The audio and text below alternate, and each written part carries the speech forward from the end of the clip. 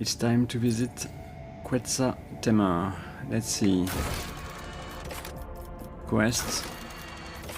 Hunting grounds. Caligos Winterscale has turned one of his own planets into hunting grounds, where the game is the Eldari, who have launched an attack on the world.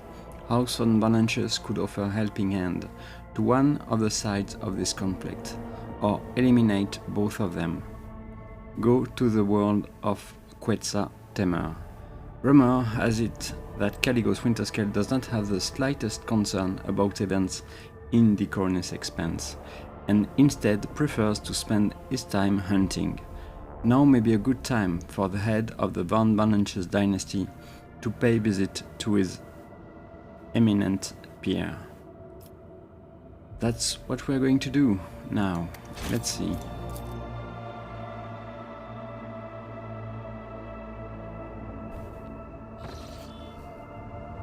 Permission to speak, Lord Captain. The Ogre crew has registered activity in the orbit of Quetzaltemur, one of the worlds of the Winterscale dynasty. According to the report, the Emperor's Vow, the flagship of rogue trader Caligos Winterscale, is positioned over the southern hemisphere. Bigdy's report is suddenly interrupted by Idira's anxious voice. Lord Captain, this is it, right here, so very close. The quiet whispers, they won't stop. They keep buzzing in both my ears that my little door is somewhere on this world. Okay, I know what you are talking about, so maybe not one. I guess I'm going to go with one because I'm curious about what she will have to say. What little door? Even if I know the answer.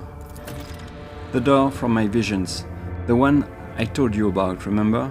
Nothing major, just my last hope for salvation. Alright, calm down. I need to take care of Winterscale's flagship right now. Of course, Lord Captain, I dare not interrupt you any longer.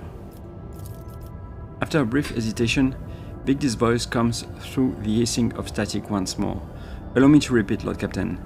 The Emperor's Vow, the flagship of rogue trader Caligos Winterscale, has been detected in the orbit of Quetzaltemur, one of the Winterscale worlds. What are your orders? Okay, let's go with two, I guess. What information does our librarium have on the Winterscale flagship? For a while, the box broadcast only the clicking of Bigdy's metallic manipulators. The Emperor's Vow is a cruiser carrying up to 120,000 crew, length overall 6,000 meters, beam 1,000 meters, estimated time of service in the Winterscale dynasty fleet several millennia. It is known for a fact that the ship has undergone many modifications, including the replacement of macro weapons for long-range laser batteries and short-range micro batteries. And I am afraid this is all we know, Lord Captain. Incredibly ancient, incredibly complex, incredibly unpredictable, and extremely demanding when it comes to resources. Had I been one of the Highborn, through unofficial ruler of the Expanse, I would definitely have chosen this void ship for myself. The Librarium of Os Orcelio also held records on the Emperor's Vow, its most famous owner, to be precise, Sebastian Winterscale, a fledgling rogue trader of great promise. It is not known how Sebastian acquired this ship, but Lord Captain Winterscale used it to traverse the Maw and find a new home in the Cornus Expanse.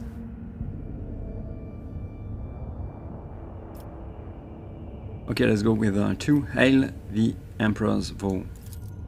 It will be done.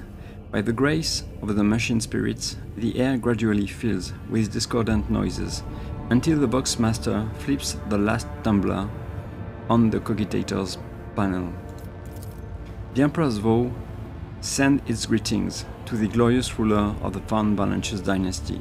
This is Ebrecht Habdef, His Lordship Caligos, Winterscale's Voxmaster, who had the honor of speaking on the behalf of his lord today. The booming voice fills the air, startling a few officers on the bridge. However, you feel that Heretic Habdeath's ostentatiously confident tone is meant to hide his concern. Okay, let's see what I can say.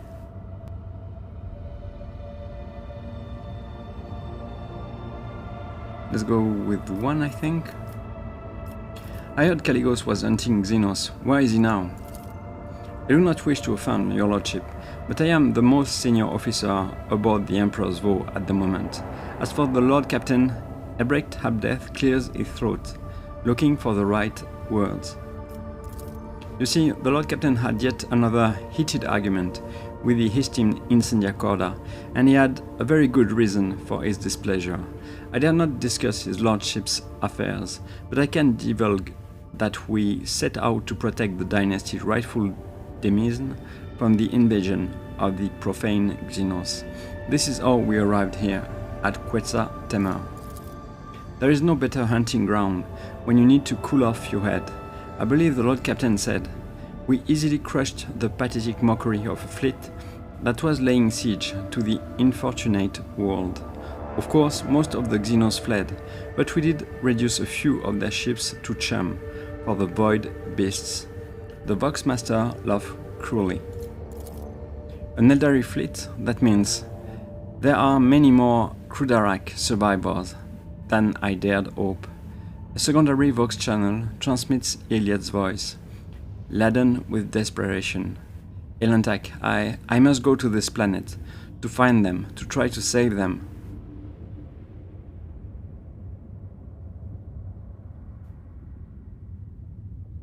Well,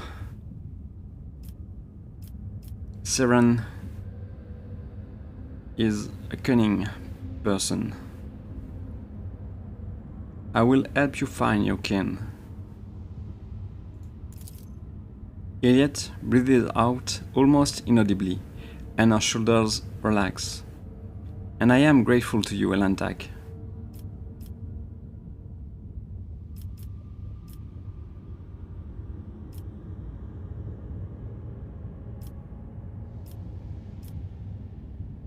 Okay, let's go with something tells me the story does not end here.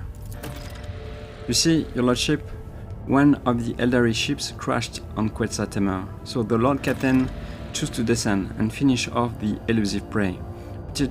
But he has not been able to find his way out of the local woods for over 30 days now.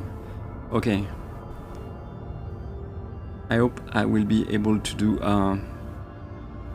better than him, and this concerns me greatly. Anticipating the next question, your lordship, no. I am confident the Lord Captain is still alive. His body and spirit do not break easily, and besides, he is accompanied by Wharton the Grey, who would sell his soul if that helped to keep the Lord Captain out of harm's way. May Azoyan protect his children.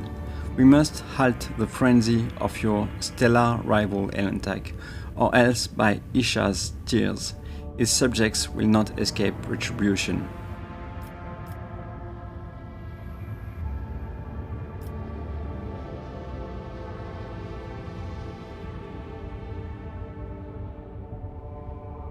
Well.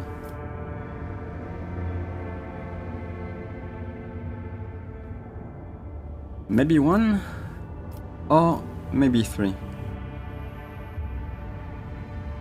Let's go with 3. Restrain your emotions. Anger only serves to cloud your sight. Iliad breathes a confused sigh. Sometimes you speak just like my kin, Elantak. How could you not find your master over the course of 30 days? Things are not so simple, your lordship. The Lord Captain last contacted me from the landing point, currently right under the Vow's belly. We lost about 12 shuttles and several hundred scouts in the first days of the search, all of whom went down to Quetzal Temer and never came back. Our shuttles are relentlessly sweeping the airspace where our people perished. This way we were able to reduce the search area to just a few thousand kilometers, which still does not change the fact that people in the thicket are disappearing without a trace, and something is jamming the Vox transmissions. Was there anyone else with Caligos aside from this Wharton? A full hunting party consisting of 100 hand-picked enforcers, and his lordship's personal retinue, naturally.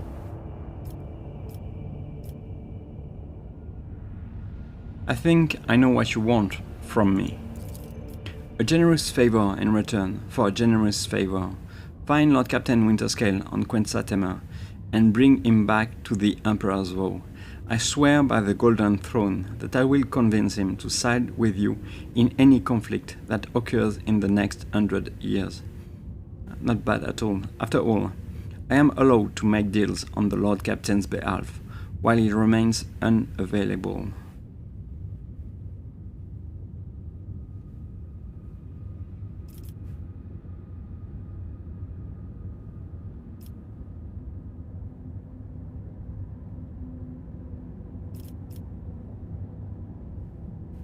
An excellent way to show Caligos who is the strongest rogue trader in the Expanse. Count me in. They do say that rising stars burn brighter than the old. Herbrecht can barely contain a booming chuckle. The data transfer decree has been signed. My crew will send you the landing coordinates. The God Emperor's grace shine upon you for many years to come. The Boxmaster's thundering voice falls silent, and the machine spirits terminate the connection between the flagships of two great dynasties.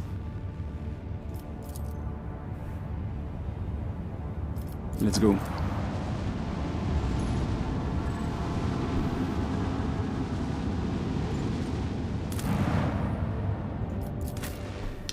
So, I don't want Magi, I think. I think I'm going to try to play with Solomon. I hope I will not regret it.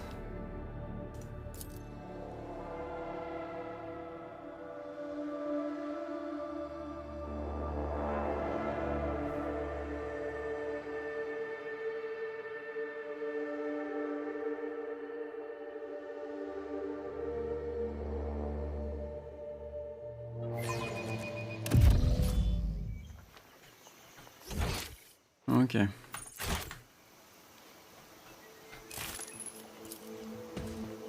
Winterscale's shuttle awaited its owner's return in vain.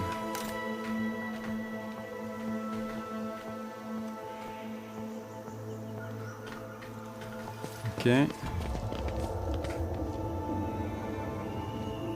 Intriguing. Yeah, I remember this place. Rusted containers for transporting supplies. Their marking indicate that they are several centuries old. Attention, Vox broadcast impossible. Error, attention. Botanical threat, level Alpha 2. Okay. Mold, birds and rodents have ruined these fruits of the local vegetation. Okay, we can go over there, and we can go over there. True power.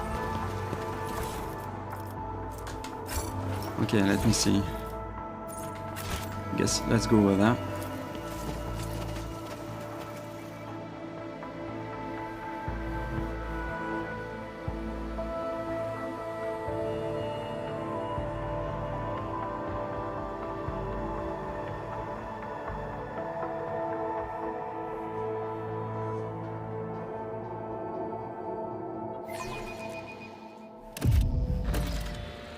The shuttle disappears in the wild vegetation of the island. Several hours pass before the rogue trader finally admits that he has been aimlessly wandering around in circles. Any attempts to get back on track by retracing his steps have failed. Vox communication cannot reach the ship, Now it becomes clear how Caligo's Winterscale could get lost on his own world. So we are already lost. Okay.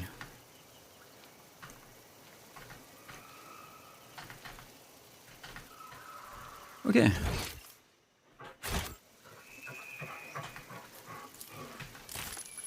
Lush overgrowth has sprung up in seconds, blocking the way back.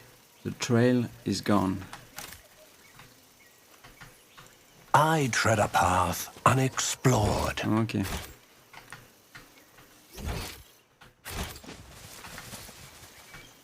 Nothing to...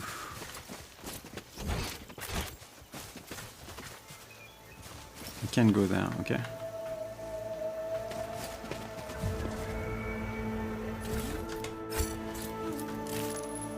The Winterscale search shuttle crashed during landing. Neither the pilot nor the scouting team survived. Let's seize the opportunity. Okay. Okay. Lush overgrowth.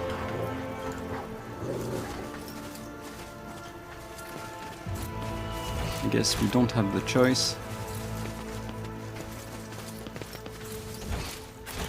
Yeah, I think I've done everything I could over there. Let me check something else. No, it's not the same, right? Yep, let's go. Powers unseen, uncover my path.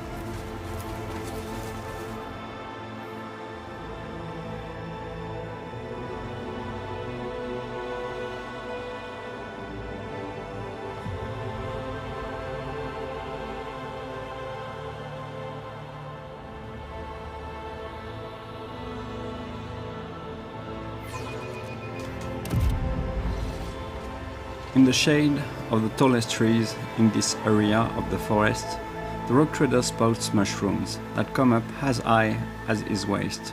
Strands of sponge-like tissue hang from under the pale lilac caps, almost reaching the ground. As soon as the rock trader approaches one of the mushrooms, the strands draw in, the cap rolls up, and the mushroom spews out a cloud of reddish spores. Perhaps it would be wiser to give this place a wide berth. Okay.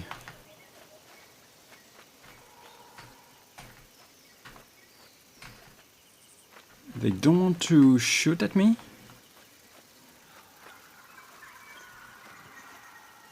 For now, at least? The world will bow. Oh, Andriel, Kalian, and Itrisha. The monkey will pay for this suffering. Suffering? The spirit stones are shattered, certain, and she who thirsts has long finished her feast. We will destroy them. Every monkey who... Did you hear that? Oh, come on. This is going to be a fight. The soul destroyers are back.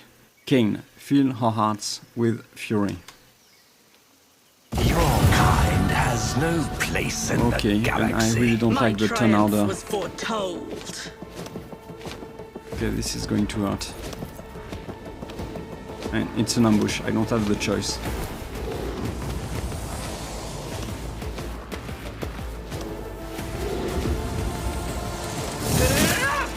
Yeah, Bella is first. This is not bad. Okay. Could be worth. Could be worth. Okay, so, Severan. Let's see. Who is next? This dude. And, okay.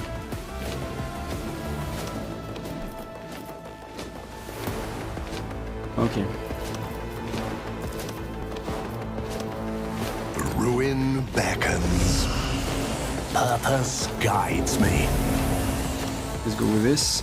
I will triumph. Okay.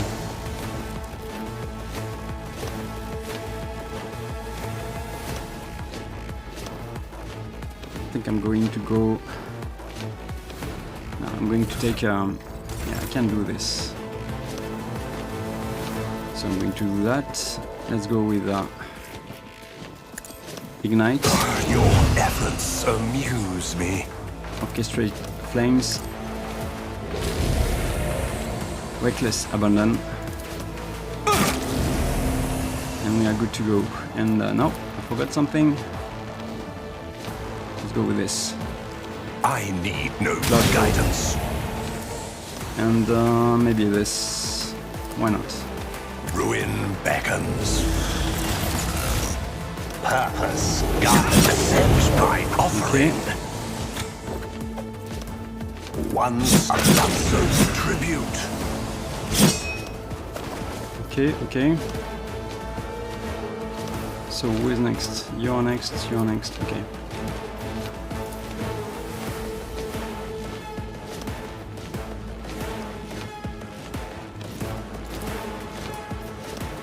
I need no guidance.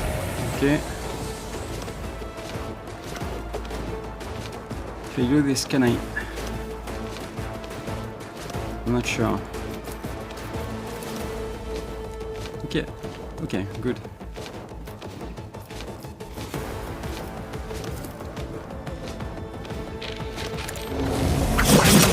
My masters with your demise.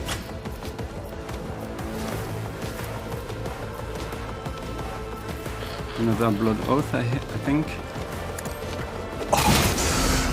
Laughable.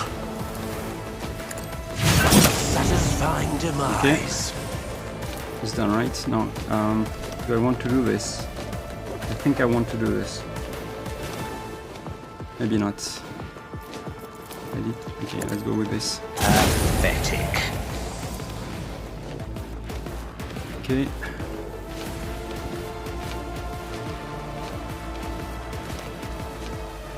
I will try to delight my masters with your demise. Ruin a blood-soaked Not bad. tribute. Okay. I just have one, so I don't think this is going to be enough.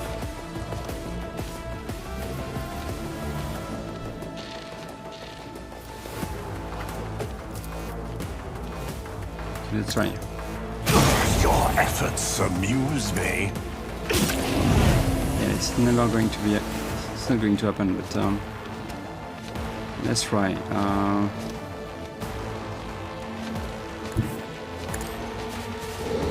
Okay. Purpose guides me. Okay.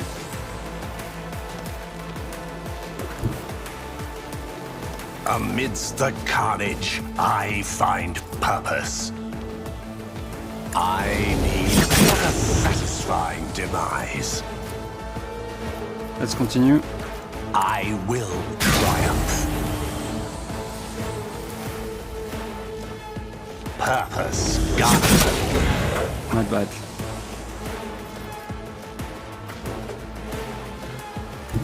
Through chaos, I stride. I forgot about you. Wasn't paying attention, I guess. I'll return this favor tenfold. Yeah, please do. One step death shall reign.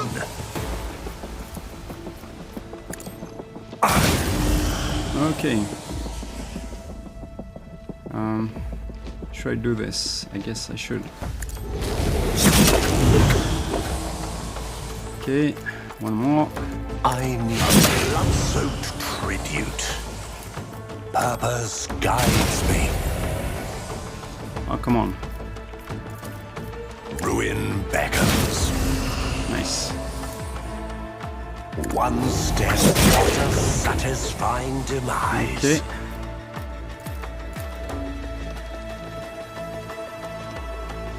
Okay.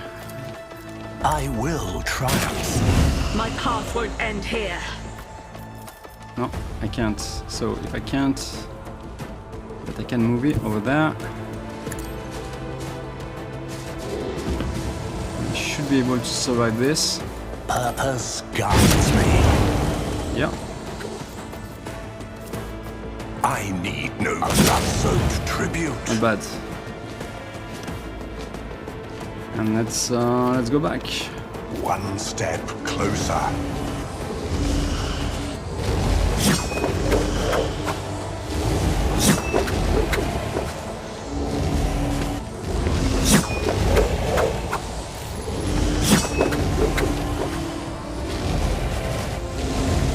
Death shall reign.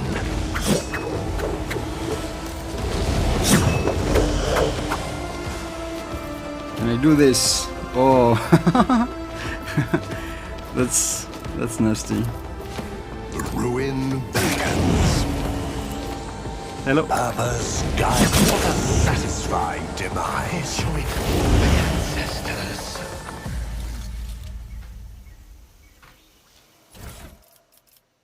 Okay, Guardian long rifle.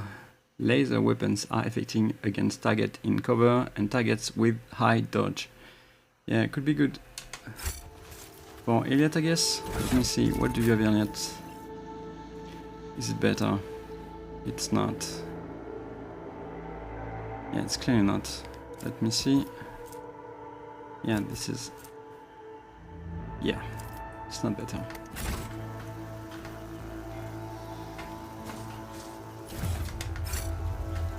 Intriguing.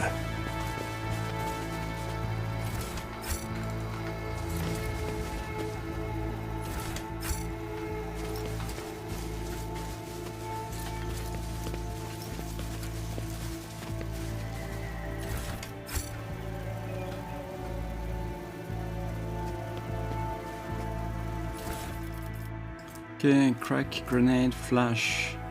The user immediately doubles their MP and reduces the cost of their non-attack abilities by -2 AP until the end of their turn. After the effect ends, for a user, the user suffers slowed and staggered for 1 round. Okay, what do you have? Intelligence, perception. I guess I can deal with this. Let me see. Everyone is well equipped. For now, at least. Okay. The world trembles beneath my feet. The bodies of the elderly have been hacked to pieces with extreme brutality. Their wounds indicate it was done by a power weapon of some kind. The soul under their bodies has turned a rusty brown from the gore. Elliot, gracious Isha. Only a true monster is capable of such an atrocity. Okay. So we have... Okay, there is only one way to go, I guess. No. Maybe not. Yeah. We can go over there. Embrace true power.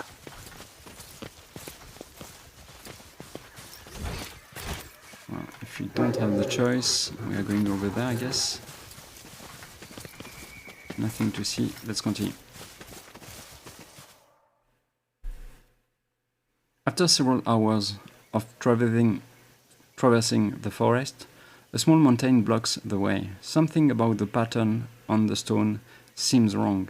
A few moments later, it becomes clear that there are cogitator parts glinting at the base of the mountain. The machines appear to have grown into the stone itself, along with the dirt and grass, with the only proof of their artificial origin being the occasional flashes of lumens powered by some random unknown impulses.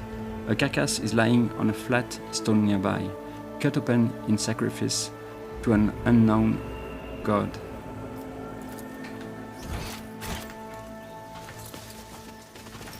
I am beginning to see why Lady Theodora barely ever sat in the judge's seat. Such proceedings cause more harm than good. Have you never considered that some things are more important than the dynasty prospering, Severan? Things such as the triumph of the Emperor's law and the inevitability of justice, to name two. I tread a path unexplored. Aha! Found Okay. it.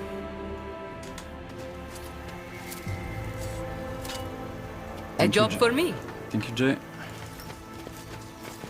Okay, we can go over there, but there's something else.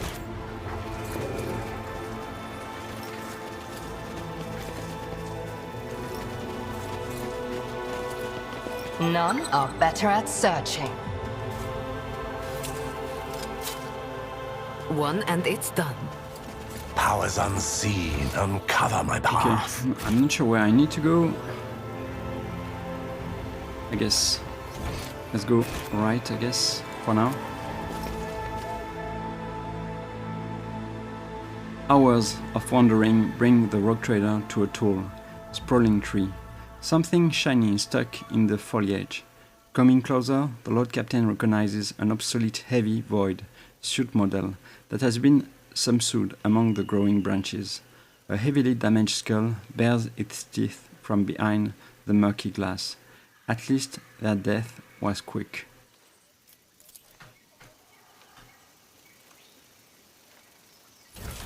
Okay.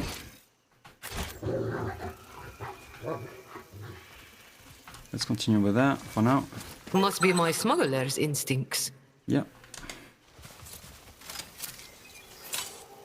And Let's done. seize the opportunity.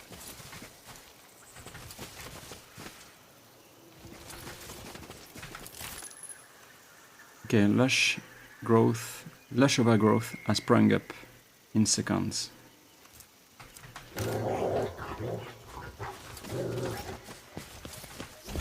I guess I can't go anywhere over there.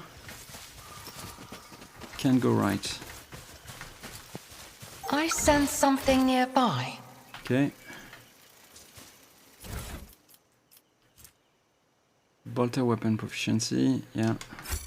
The world trembles beneath my Trap feet. or treasure. My pleasure. I guess let's continue.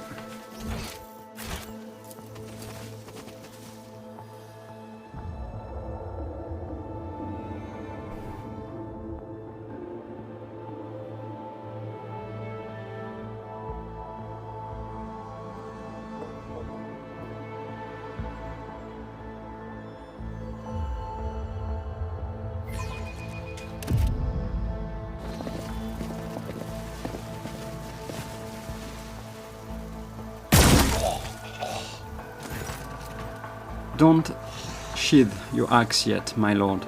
More game rear their heads, eager to lose them. The mountain of muscle next to the laughing rogue trader menacingly rolls its shoulders. You recognize the hulking man as Wharton the Grey, arch-militant to Caligos Winterscale, who accompanied his master to your Magna Accessio. Caligos briskly turns on his heel. The blade of his power axe shines threateningly in the sun, covered in fresh blood. Upon seeing you, he breaks into a bloodthirsty grin. You repeat yourselves, Xenos scum. Do you really believe that I will fall for your trick twice? Oh, Starborn, graciously allow this priest to speak. The one before you is not... Silence. Caligos barks at the old man, his eyes blinded by blood and rage. I did not feed you to the forest beasts for one reason, and one reason only. You may still be of use. If you do not want to die with these Xenos, shut your mouth. Lord Caligos must have lost his mind. Why else would he mistake the Lord Captain for an enemy of humanity? I have no idea. Abelard lays a hand on his weapon, apprehensively. A shiver of unholy delight, mixed with visceral fear, runs down your spine. It is certain. Caligos' rage is fed by the blood-red flashes of corruption, coiled tightly around his soul. Ever angry, primordial, and destructive. It consumes him more and more with each passing moment. Okay, we have a heretic choice, but let me see what I can say.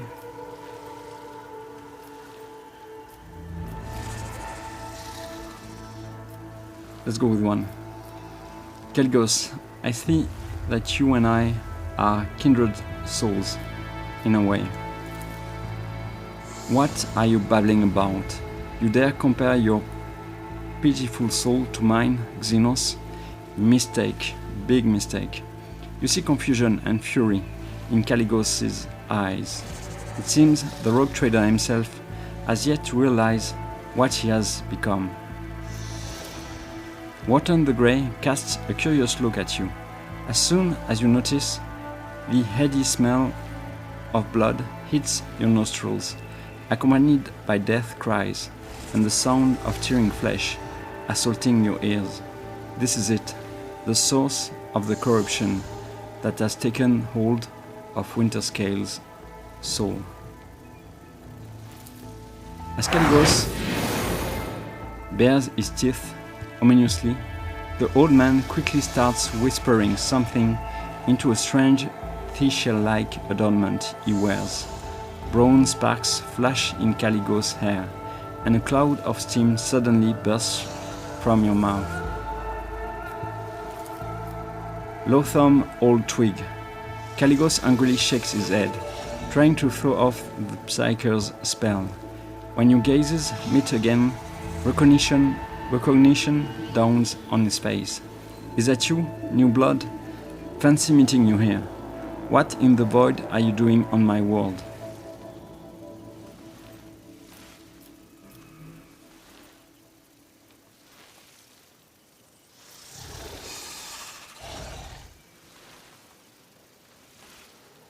Let's go with 4. Your servants cheerfully begged me to return you to your void ship. I magnanimously agreed. Winterscale contemptuously spits blood through his cut lip. Useless voidboard freaks. When I return, I will tear their legs off for doubting my strength, and their heads for not being able to settle their problems themselves. Who said I want to return to the void ship? I still haven't met a worthy adversary, one who would grab me by the throat in a death grip. The hunt is not over yet, Severan. A white fire ignites in Caligos' eyes. You know, your lordship von Bonancius, why don't you join in the revelry? The forests here are teeming with Xenos bastards. I am not greedy. There are enough trophies for us both. Okay, let's go with Medicae. Assess Winterscale's condition.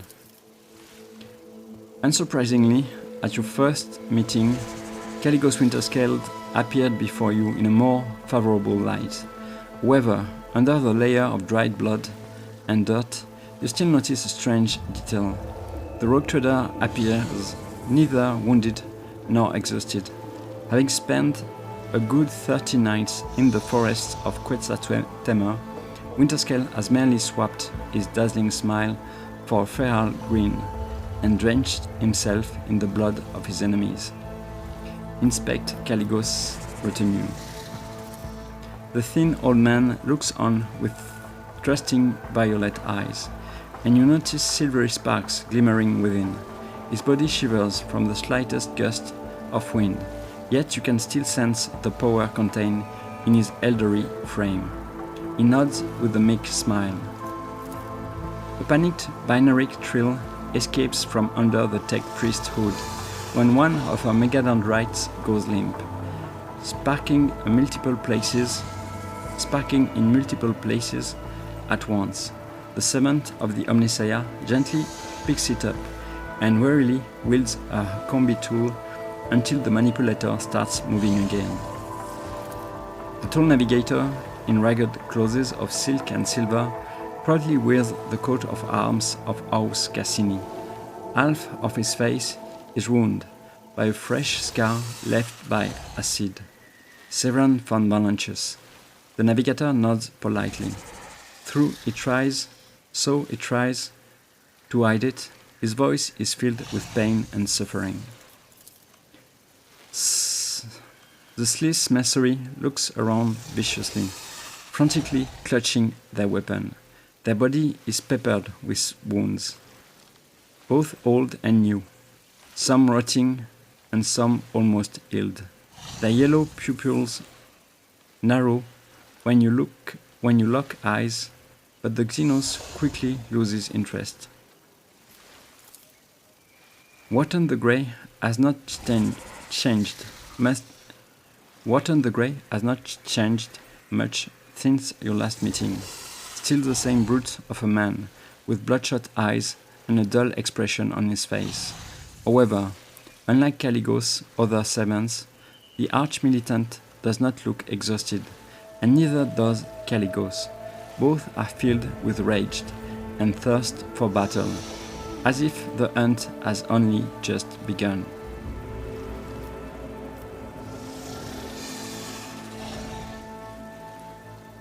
Okay, I like one, but let's see what I can say.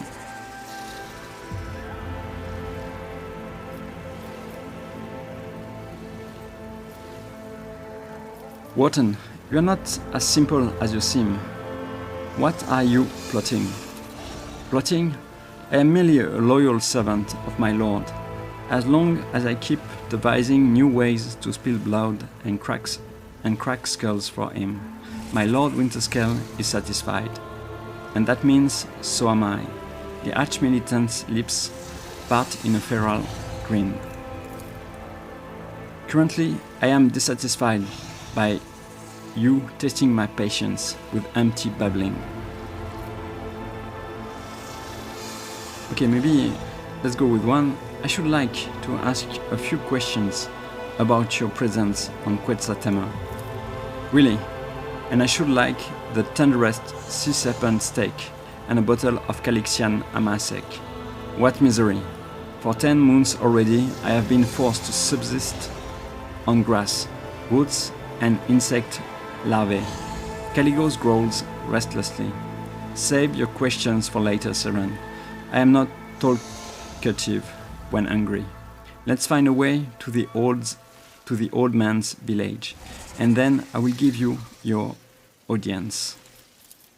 The old man guiltily lowers his head. The forest home of this priest and his people had always been full of wisdom and life, but the fire rain called by the outsiders from the darkness one great moon and one small moon ago angered the forest spirits. This priest must find his way home, to the heart of Quetzaltemma, and perform the soothing ritual alongside his tribe. Until he does, the spirits will suffer and twist the trails. Until he does, the starborn will not be able to return to the stars.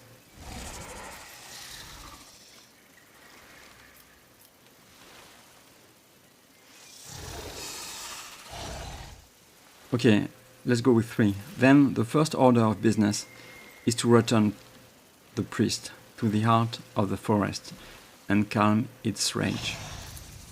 Well, what are you waiting for, new blood? I wandered this forest for 30 nights and did not find the way to the old Twigs village. We will see if you bring us better luck. Move out.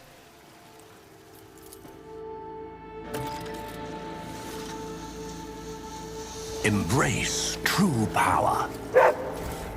Okay. What is it? Ruinous favor prevails. Gatherers' bodies have been savaged and gnawn on by local wildlife. They likely were prevented from leaving the area by the moving forest. Keep a sharp eye. Okay, good.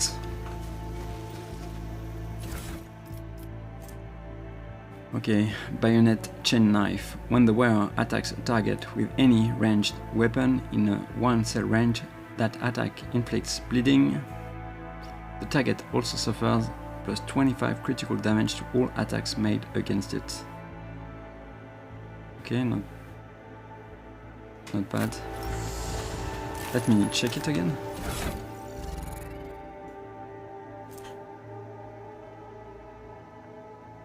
Okay, what do you have, Solomon? I mean, I like this one. Yeah, plus 5 demolition. Okay, 25 demolition.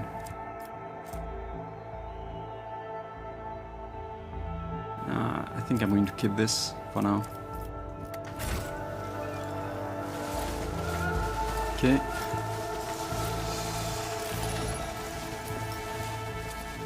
The sweetish smell of decomposition comes from the woven baskets. For whatever reason, the fruit was left to rot under the scorching sun. Fruit and sweet tree sap used to be harvested in this clearing, but now the branches are weighed down by overripe fruit. I tread a path unexplored. Okay.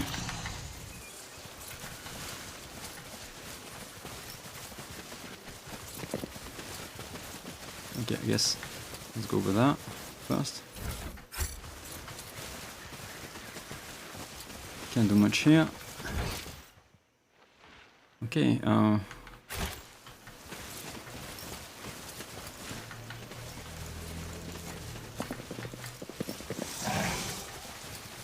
The world will bow. yeah, I can go there. Okay.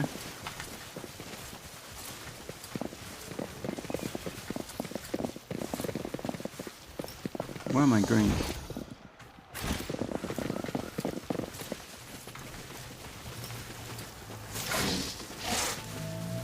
Okay, let's go there.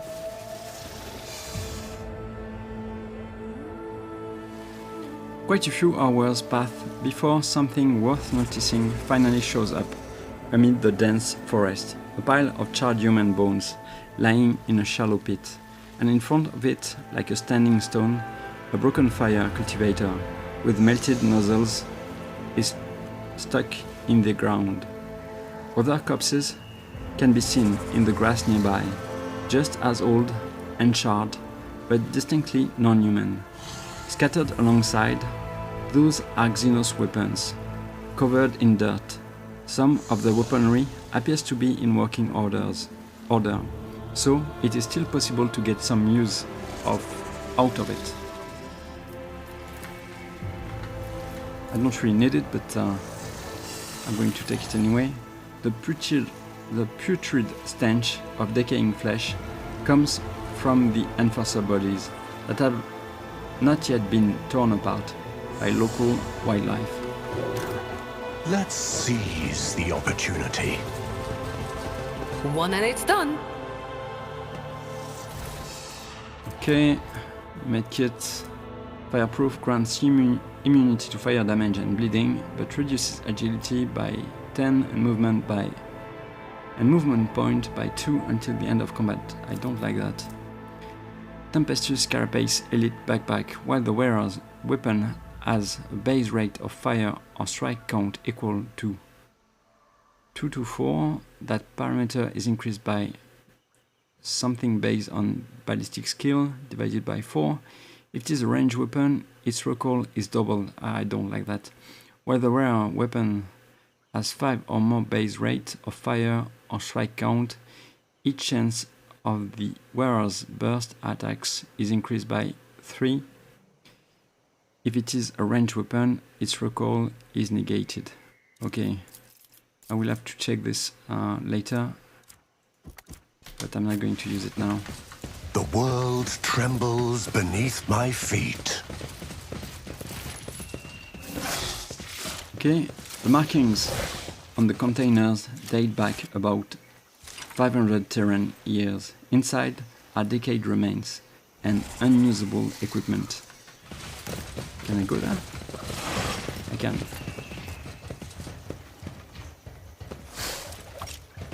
Awareness.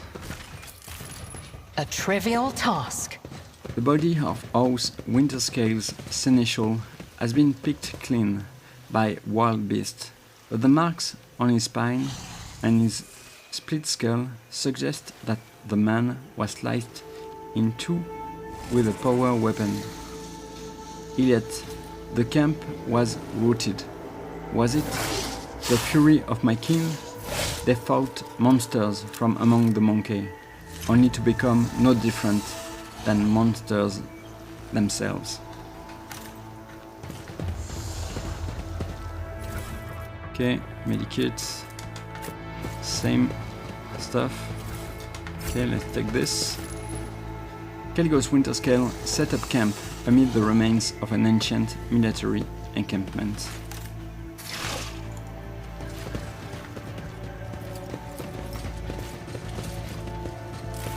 Judging by the traces of blood, the Xenos attacked the camp from high ground, reluctant to get too close. Powers unseen uncover my path. Okay, we can't go over that. So there is only one way, right?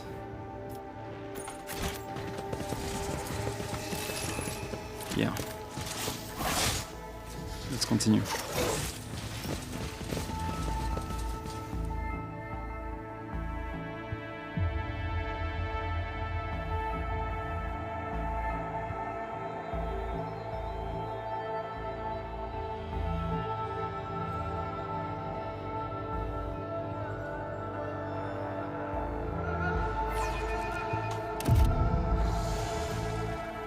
Halfway through the day, the rogue trader discovers a new wonder of Quetzal Temer's forests, a spacious stretch of land overgrown, with reddish-brown grass covered in thickening yellow blisters.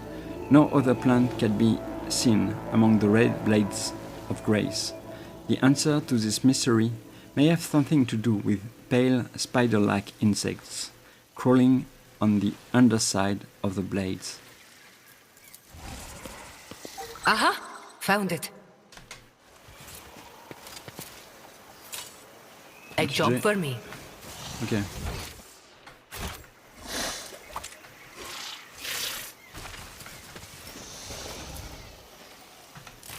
Time-worn Imperium breastplates and chain swords gleam amid the mummified remains.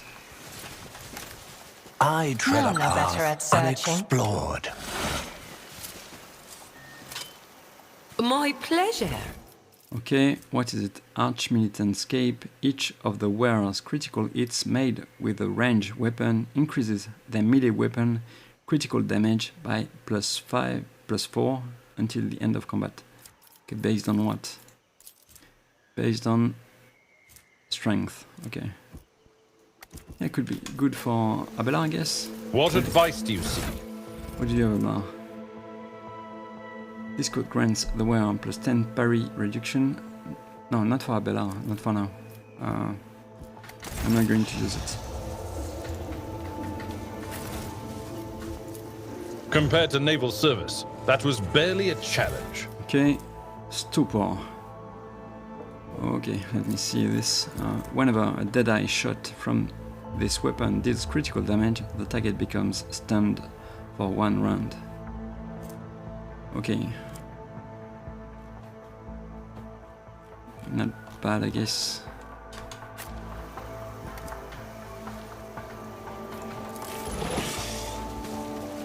The tattooed mummy lies in a ceremonial pose, dressed in bizarre fur attire, and with an aquila burned into its forehead.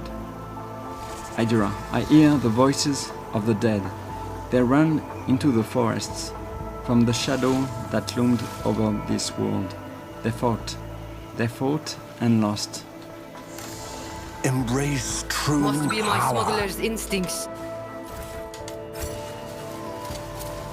No. Okay. Let's go with this. One and it's done. Let's be careful.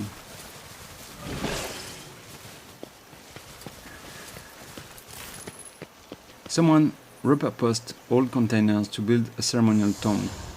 The remains of Imperium soldiers were placed inside a long time after their death. The world will bow. Okay, and Medicaid, I forgot about this. Failure stings. Okay, an unknown soldier's remains. And that's it.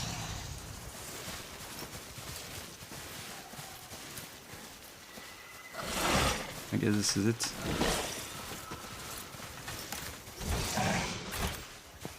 Okay, and we had the choice, so we can go over there.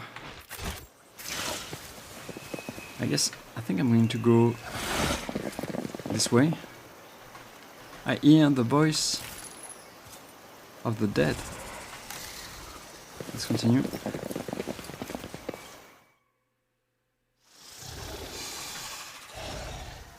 Okay, bad choice. Can I go back?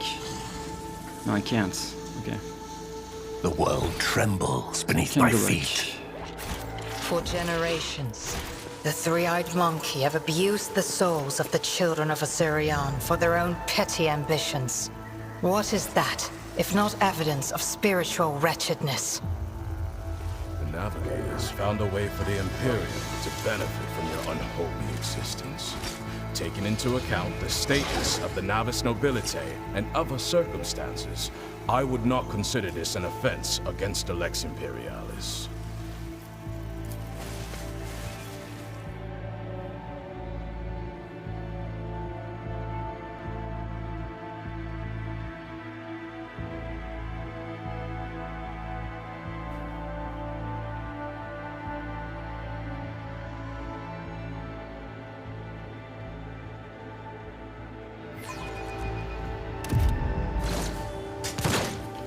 Okay.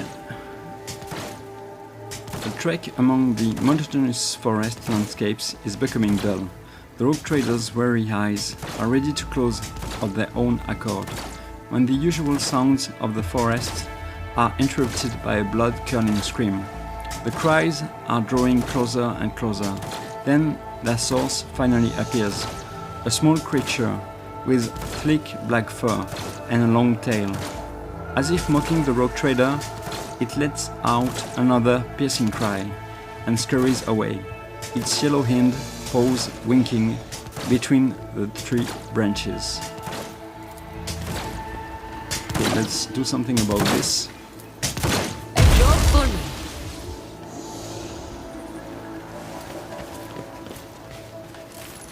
Decayed Drakari remains rest amid the forests of Quetzal Temer, along with its world's sorrowful past. And we have some goods. Okay.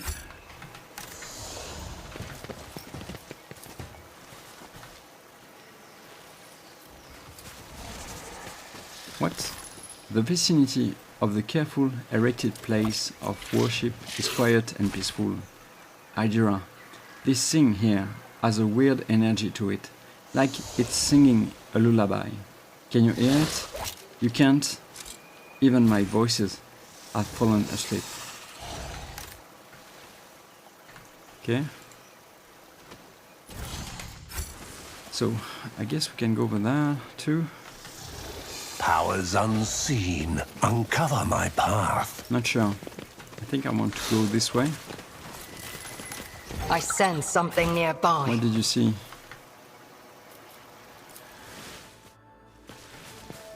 Okay. What? Watch your steps. What did you see?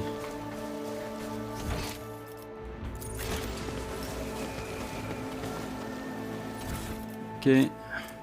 Elite blood pistol. Last pistol. Okay. Let's continue. Let's seize the opportunity. The rogue trader requires rest, and he soon finds a suitable spot for a camp. A meadow with a few fruit trees. A creature with an elongated body and large blunt claws leisurely descends from one of the trees. Its muzzle is red, as if stained with blood, but it turns out to be merely the juices of the fruit from the nearby trees. The fruit has a peculiar taste, reminiscent of grog's meat, baked in sweet and sour sauce. Okay, I guess, yeah, we have been there. Let's go this way, I guess.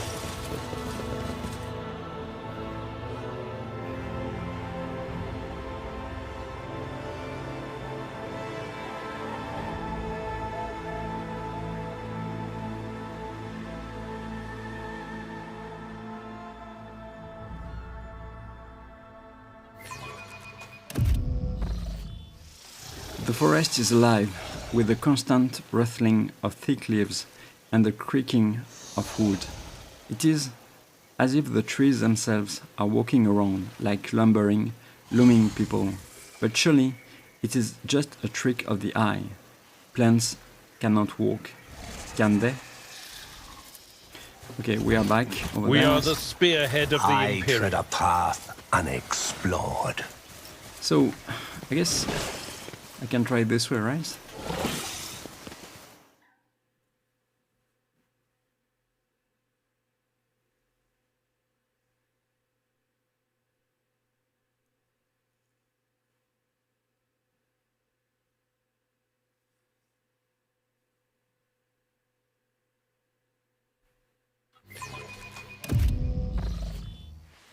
Okay, part of the forest is obstructed by a thin grey veil emitting barely audible clicks. The translucent curtain ripples and starts moving in the direction of the rogue trader. Upon closer inspection, the veils turn out to be woven from many threads carried by fast-flying bugs. The hive attacks the intruder, then retreats into the foliage, leaving behind burning, itching bites and wisps of shredded web. Okay, Intriguing. so I guess let's go this way. I'm not sure.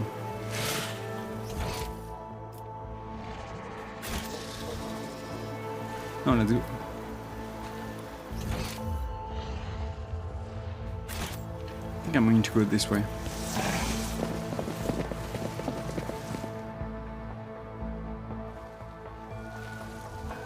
The rich flora of the forest at times staggers the imagination.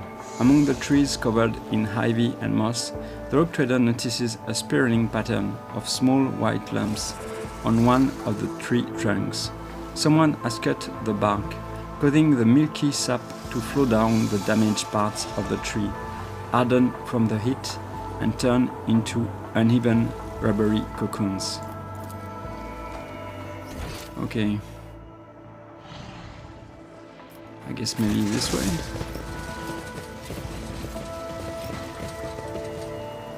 The world will bow.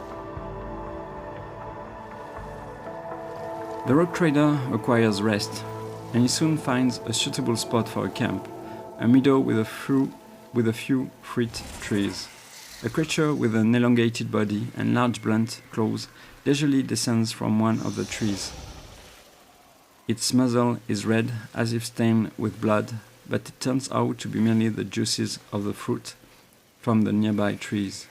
The fruit has a peculiar taste, reminiscent of grog's meat, baked in sweet and sour sauce. Same as before. Okay. The world trembles beneath my feet. I can go there, right? Yeah, I can't.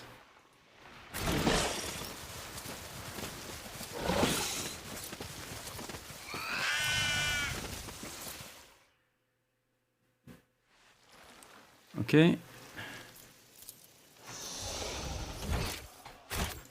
One way to go, I guess, maybe.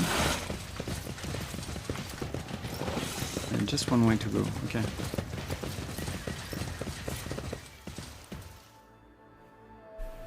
We are officially lost.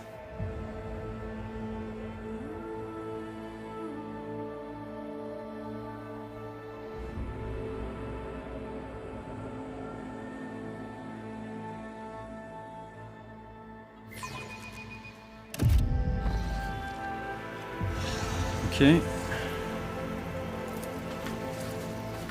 Powers unseen uncover my So path. I guess this time we are going this way.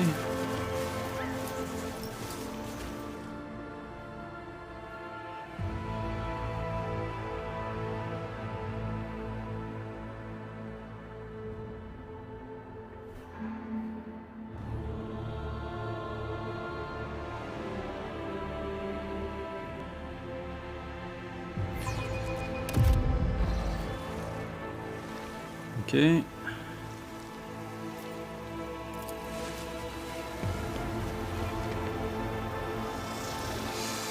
Where do I want to go?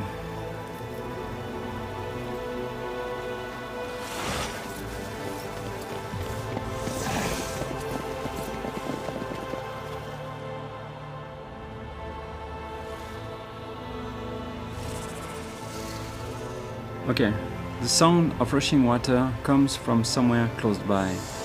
After a few more steps, the forest parts, revealing a stepped waterfall. The clear currents flow gracefully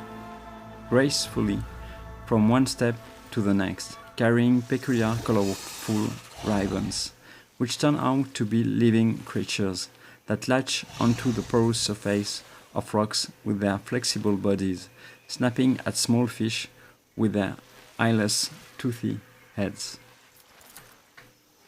Okay. Embrace true power.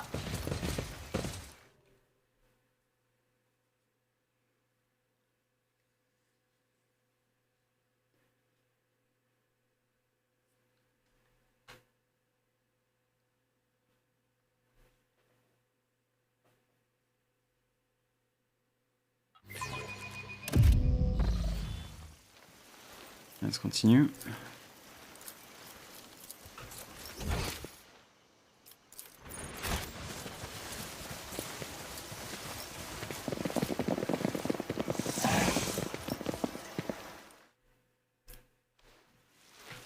Okay.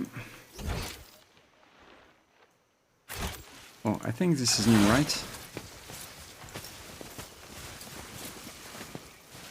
I think.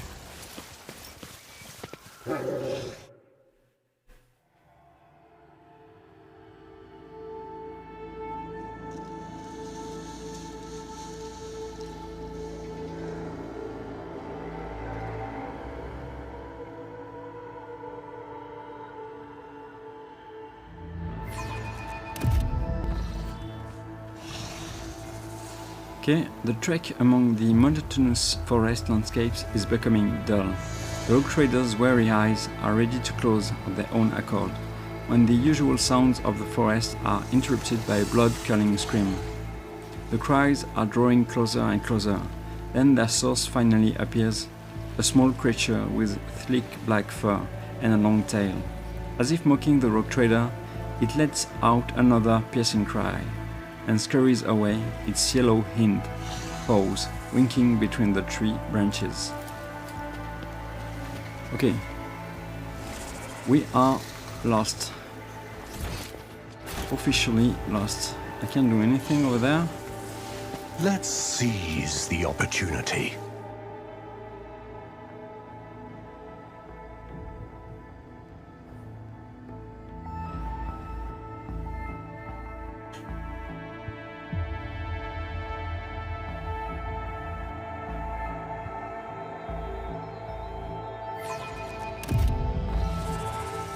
Okay.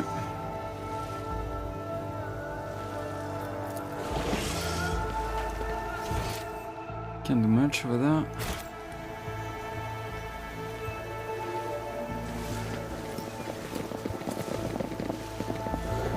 I'm not sure. I think I'm going to go... Let's go this way for now.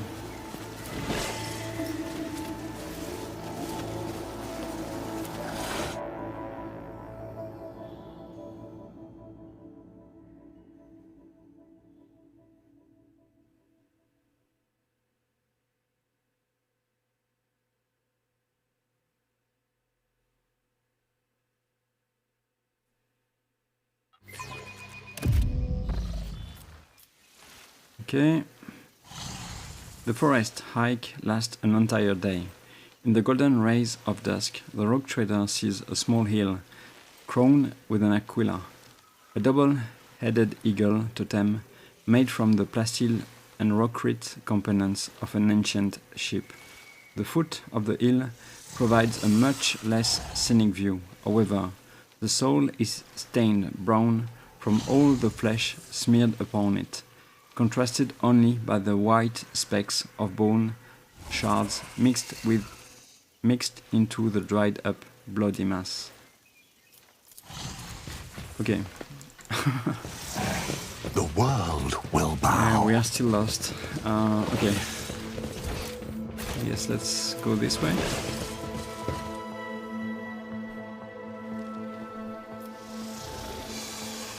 The rogue trader has never seen an anthill of such size before, but the most disturbing thing about it is a Xenos skeleton tied to the anthill, with bones made from some unknown material. The Drakari weapon stuck in the corpse is the only detail that can point to the perpetrator. Being eaten by ants is a horrific torture that makes the blade in the back seem like an act of mercy, a most uncharacteristic gesture for this race. Okay. Intriguing. I don't think I can go this way, right? No, I can't.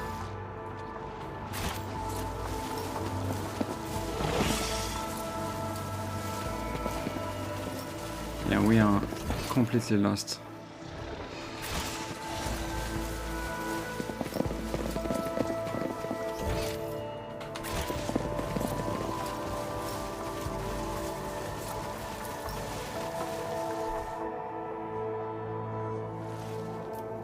Okay. Let's go this way.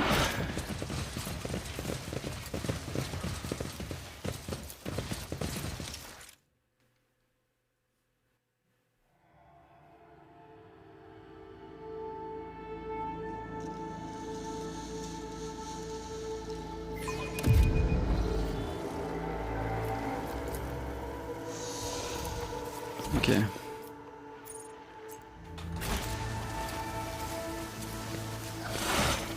Let's go this way.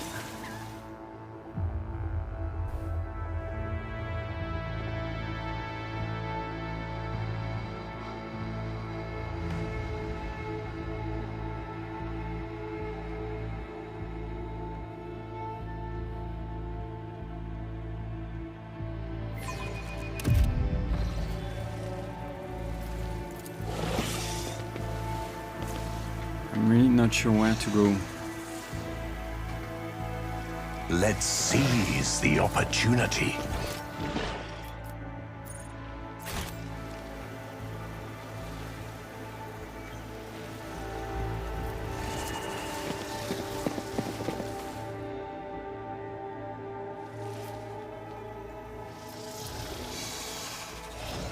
Come on.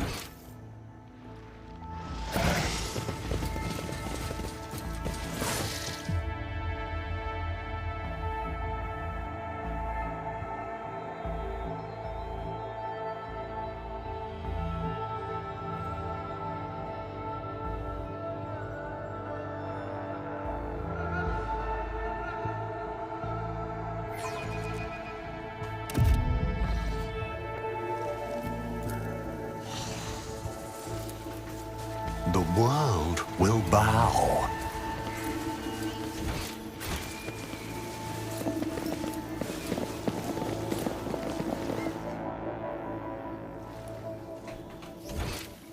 Okay, maybe this way.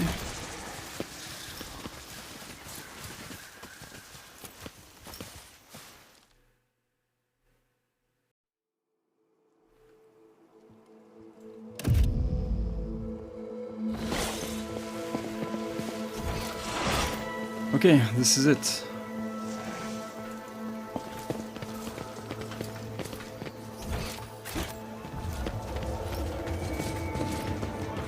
Intriguing. Goods.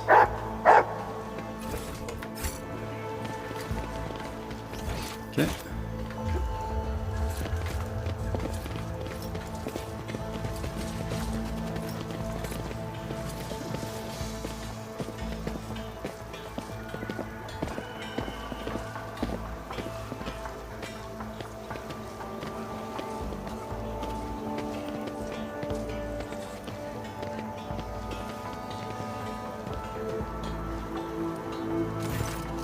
A group of lean young people surrounds you, shouting anxious glances between you. Caligos, the priest, and the grey-headed elder was stepped forward. Unlike the rest, her skin is completely free of decoration, save for two-headed eagle branded on her wrinkled forehead. Our meeting occurred just as Speaks with Gods foresaw. The woman's accent grates on your ears. Her words sound like a fusion of High Gothic and the most vulgar tongue of the rabble. Welcome to the heart of the forest, Starborn. This ruler, enough of your bleating, Old High. I already told you your speech offends me so. It makes me want to cut out your tongue. Not even a Corda preacher would have the patience to listen to your blather on about your stars, gods, spirits, and other nonsense. Caligos waves the woman away and turns his flinty gaze on Speaks with Gods. I am sick and tired of aimlessly trudging through the woods, old man. I am a hunter, and without a quarry, I turn into quite the beast. Humbly covering his eyes, the priest nods slightly. Speaks with Gods, is ready to conduct a ritual, O Starborn. The art of the forest is calling out to me, so let this priest serve his gods, not in words, but in deed.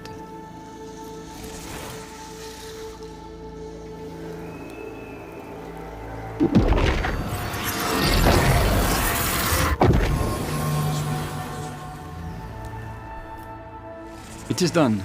This good-for-nothing psyker has finally proved himself useful. Winterscale looks around the settlement with a bored expression. I intend to have a good night's sleep and enjoy the local delicacies. One good thing about Quetzaltemer is that the fruit here is sweeter than Calixian honey and more tender than the meat of a young grox. You should get some rest as well, Severan. And remember, it is better to go hunting when you are full of vigor, but slightly hungry. The hunger adds acuity. Make the kill more intoxicating, you know? Let me know when you are ready to depart, or if you want to decide to share a few stories. Then come to the bonfire. It's not often that two rogue traders can indulge in confidences away from prying ears. Winterscale sardonically clicks his tongue and nonchalantly salutes you in farewell.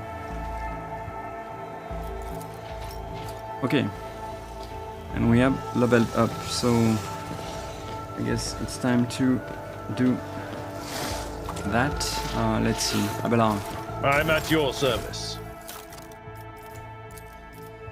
So, we have chosen Before Desolation with Medicae, and we are going to choose now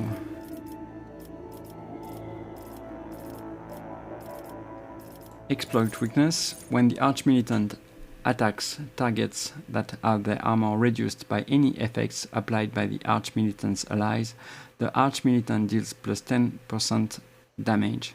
When the Archmilitant attacks targets that have their deflection reduced by any effects applied by the Archmilitant's allies, the Archmilitant deals plus 2 damage. This is good.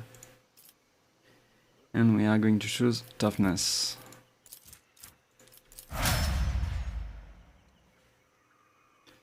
J. We have chosen before Still Resolve with Lord Xenos, and we are going to choose what? In the Hero's Footsteps. Whenever the Master Tactician's ally uses a heroic act, the Master Tactician gains plus 5 fellowship. Whenever the ally uses a desperate measure, the Master Tactician gains plus 5 toughness. These bonuses stack and last until the end of combat. Okay, and we are going to use Fellowship.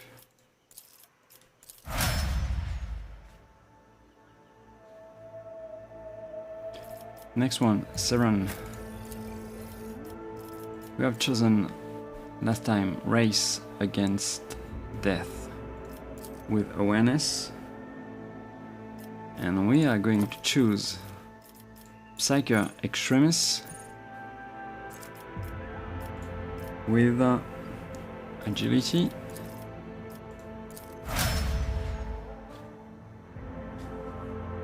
Elliot. We have chosen before Sniper Expertise with Demolition.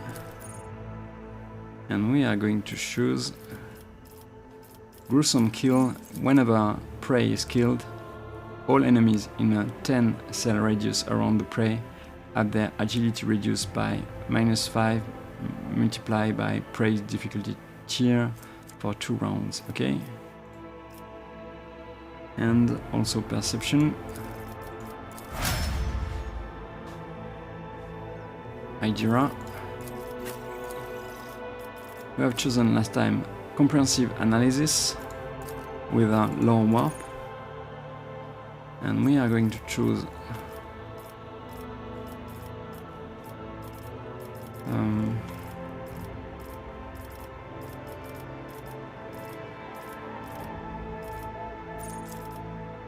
Psalms of Heroes. The Psyker's Psy rating is increased by 1 until the end of combat every time an ally uses a heroic act. And also we are going with Perception.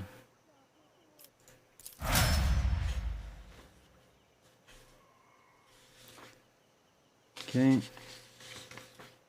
Next one, Solomon, and last one, I should say. We have chosen before Tenderize with Medicaid, and we are going to choose Dependable Ally. Whenever a familiar's ability is used on an ally, can be the Overseer for 1 round. That ally gains a 5 bonus to characteristics considered to be key characteristics of the familiar. Okay.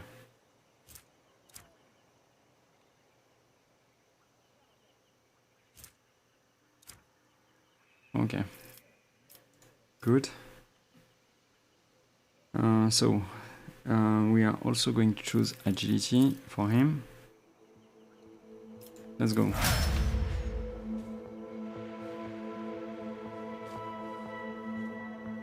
And this is done.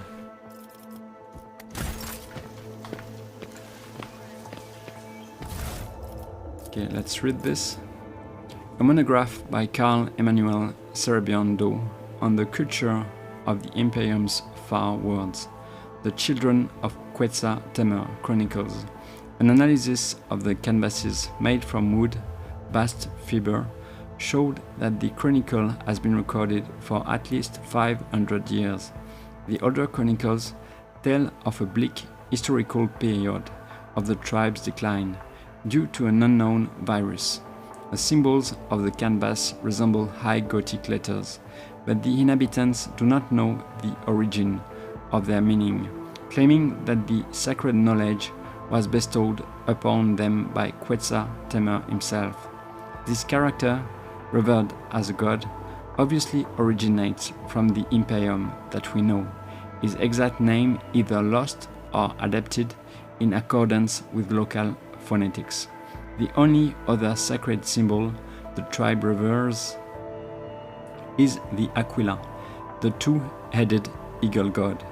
A group of the most interesting canvases depicting tragic yet heroic deeds was confiscated and taken on board for further investigation. Many of the words made up from the scrambled Gothic symbols were easy to decipher, such as banished, sacrifice, valley, or lands, as well as death, incomprehensible and merciful. This part most likely talks about some sort of sacrificial pilgrimage. A priest has confirmed my theory. Any tribesmen who have committed an offense can atone by sacrificium, a journey to the Deadlands, full of unknown death. The adepts that I have sent to investigate the Deadlands have not returned yet. Ok. should we speaks with God? Maybe speaks with gods welcomes you, starborn. His violet eyes are reverently trained on you. How can speaks with gods help you this time? Tell me about yourself, old man. Speaks with gods is the name of this humble servant of the forests, rivers, and mountains. For when the two-headed eagle god speaks, the servant listens and recounts the words to his tribe, and the tribe carries out his will. The old man closes his eyes, and his body sways to the rustling of the leaves and the babbling of the stream. The servant of dreams, nightmares, and reveries can see things that others cannot see, what has transpired and what is yet to be. Your appearance in the heart of the forest, and the priest falters for a moment, the consequences it bears for Quetzal Temer. What consequences of my coming to this world did you see in your vision? The Sky Herald stands at the crossroads. I see all of his choices and see none of them. But this servant knows one thing clearly. The Starborn must go to the Deadlands to destroy the one who should have been long dead. Suddenly, the old man throws his head back. His body shudders, and droplets of blood burst from between his clenched teeth. The sunset rays will paint the heart of the forest crimson if the darkness leaves it, and the two stars will part, then meet again.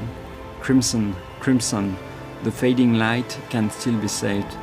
The priest covers his face with his hand and breathes slowly, finally coming to his senses. Forgive this servant, Sky Herald. The waking dreams are often the most painful. That's strange. I cannot see or hear anything from the other side, but I will go ahead and say it since nobody else wants to. I don't like this one bit. So if the darkness leaves the forest, something bad will happen? I thought it was usually the other way around. Tell me about your tribe. We are the children of the fairy mother and the pale father, who look after us by day and guard us by night, the faithful servants of the two-headed eagle god, who shields our lands from misfortune with his wings. We are the ungone forest-dwelling children of the heart of the earth and the guardians of the temple of Quetzal Temer, the first starborn to have ever set foot on the virgin soil of this land. Either my memory is as empty as an Amasek decanter after a party, or I have heard this before. Tell me about Leads Ahead. Leads Ahead is the half-sister of this servant of smoke, fire, and ash. She was the first to emerge from the mother's womb, and thus named the next ruler of the tribe. And this servant was the shield to fend off disasters from his ruler. Many years later, when the gift of the eagle god awakened inside this servant, Leads Ahead named a brother the priest of her tribe. Your way of speaking is strange, just like your sister's. The old man looks down, embarrassed. Forgive the servants of Quetzal Temer for their speech, O Starborn.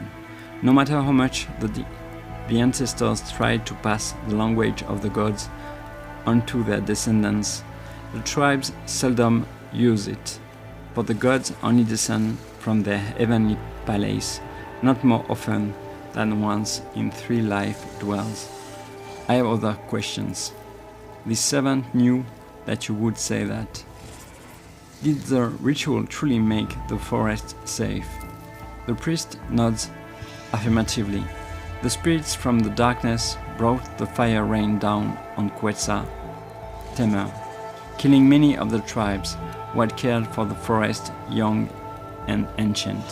This blasphemy enraged the guardian spirits, but as soon as this servant of the wind, rain, and sand soothed them with the ritual sacrifices and divine sorcery, their wrath gave way to mercy. Did you not foresee this in your visions? The dreams come and go, sky herald of the faraway stars. Sometimes the servant of the gods can understand the mystical visions of the days of old or the future, but even speaks with gods cannot fully comprehend the divine design of the two-headed eagle god. Sometimes I am blind even when I can see.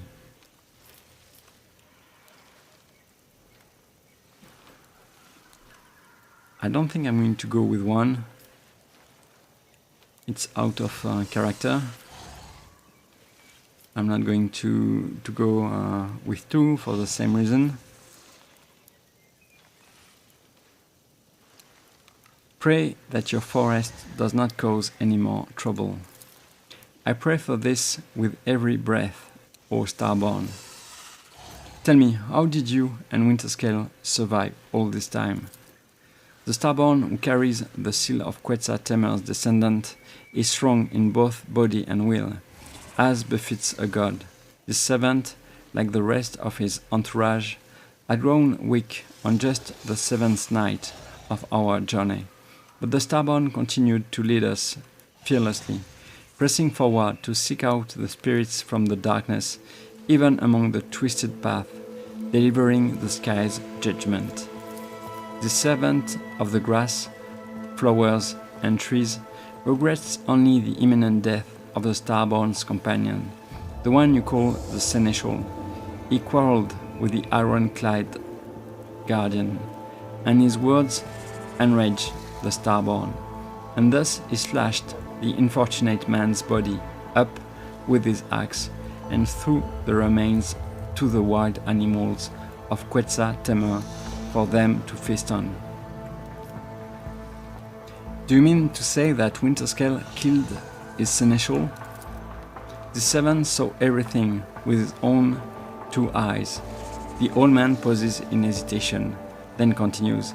It is not proper, perhaps, for a mere speck of dirt under the heels of a sky herald of the two-headed eagle god to muse upon the deed. However, this servant did sense, with his entire being, the rage that possessed the Starborn at that moment, and the iron-clad guardian reveled in his god's wrath. Iron-clad guardian? I suppose you mean Caligos Winterscale, arch-militant. Wharton the Grey seemed dangerous to me, even on our first meeting, but our time together spent wandering through the forest cemented this notion. I must take my leave. May the two-headed eagle god shelter you under his wing, O Sky Herald. Okay, so we'll learn a few things. The world trembles beneath my feet. Let's see.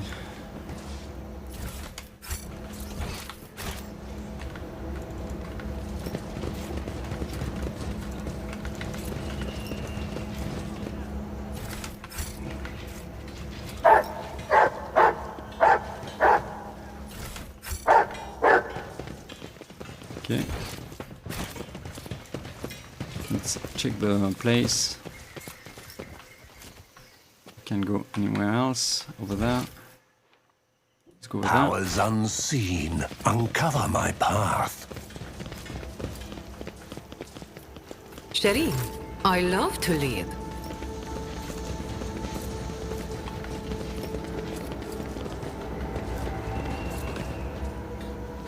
Okay.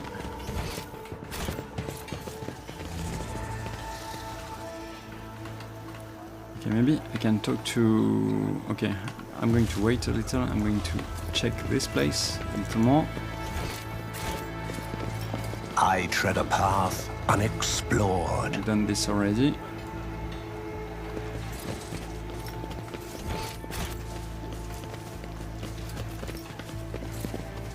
Okay. Maybe let's talk to Lead the Head. You hear the elder whisper some sort of prayer as you approach. Shelter your heart under your wing from the spirits from the darkness. O Eagle God, dispel the darkness and show us the way on our arduous path, and bless your starborn science. So who are you? The name of this ruler is Leads Ahead, O Starborn, and all of us, the elder looks at this settlement, at the children of the fairy mother and the pale father, who look after us by day and guard us by night, the faithful servants of the two-headed eagle god, who shields our lands from misfortune with his wings. We are the ungone forest-dwelling children of the earth and the guardians of the temple of Quetzaltemer, the first starborn to have ever set foot on the virgin soil of this land. The eagle god, you say? Is it his brand that is burned on your forehead? Oh yes, the elder nods respectfully. Many seasons have changed since this ruler received the eagle god's blessing and became the leader of this tribe. Only those close to the gods are allowed to bear their brands, and this ruler is one of them. I have questions for you. This ruler has lived many of Quetzaltemer's seasons for this moment. Please ask away, Starborn. Okay, I thought that Quetzaltemer was the name of this place, but you speak of it as if it were a figure from the past. The legends of this place claim that a long time ago, the first among the Starborn descended upon this world, together with this ruler's ancestors, created the ancient cities and temples, and brought the blessing of the eagle god unto this forest and lands. The fast-flowing time has erased the Starborn's name from the minds of the people. Only his title remains. Quetzaltemer, the first of the chosen, the sky herald of the eagle god, and the father of tribes. Tell me about Speaks with Gods. Speaks with Gods is the priest of this tribe, and this ruler's half-brother. He listens to the forest and calls to the earth, wards off the punishing lashes of the skies, and speaks to the eagle god on behalf of our tribe. Before disappearing in the wandering forest, he told this ruler to prepare for your arrival. What else did Speaks with Gods predict? The elder's gaze darkens. Quetzaltemer is enraged by the invasion of the spirits from the darkness that have called a rain of fire and metal upon this world. He demands blood, and blood shall sate the soul. No matter the path chosen by the gods who have come to right the wrong. The spirits from the darkness. So that is how the monkey of this world see my kin, as invaders, a calamity. Iliad lets out a strained sigh. But these monkeys have neither teeth nor claws. They are not even aware of the most basic technologies that your kind uses. So then why do my kin burn their world so fiercely? I don't know. The elder recoils in fear after making out Iliad's true face with her half-blind eyes. The Starborn will be accompanied by a spirit to put an end to the misfortunes of this world. Thus spoke the priest. Seeing a spirit among the living is wrong. Spirits should stay in the spirit realm, and humans in the realm of the living. If only you knew, my honorable Damar, how I agree with your every word. Jay cast a knowing glance at Iliad, but says nothing more. Speaks with Gods also calls Caligos and me Starborn. Why? Because you are the sky heralds of the eagle god, created by him from the stars' glow and the night sky's darkness, the ones who carry his seal in your image, clad in the armor of our ancestors' most ancient prophecies. How does your tribe manage to survive in these forests? Speaks with gods, hears the whispers of the leaves, and can commune with the tree spirits. Speaks with gods, performs soothing rituals when Quetzaltemer needs them, just like today, and that allows this ruler and her people to tread on safe path. Enough questions. This ruler wishes not to lose her tongue for wearying the starborn. Live without saying anything. May the eagle god shelter you under his wing, starborn. Okay. So I guess it's time to... maybe let's talk to Wharton the Grey. The master gave orders to be prepared. We are moving out soon. Wharton is prepared. Killing Xenos is what Wharton loves to do. I'm sure you do. The mercenary already has a master. Identification, greeting, regret, communication, communicative function, error. House Cassini greets you. Okay, where are you? The world Caligos. will bow. I'm not sure. Where is Caligos? Oh, he's here.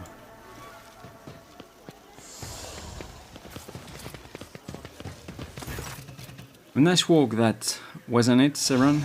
You may have helped us navigate the living forest clutches, but don't let it go to your head.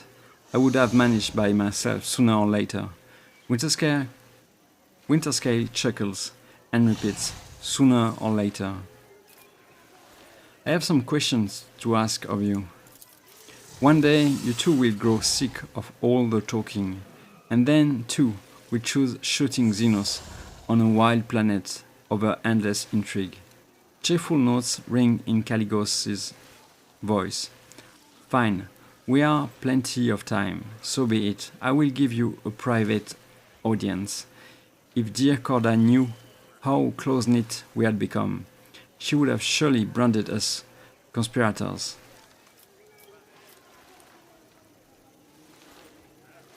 Okay, let us discuss the elderly problem. You care about them that much, new blood. Caligos bellows in disdain. Go ahead then. Try to convince me that the vile Xenoscum deserve the mercy of Caligos Winterscale.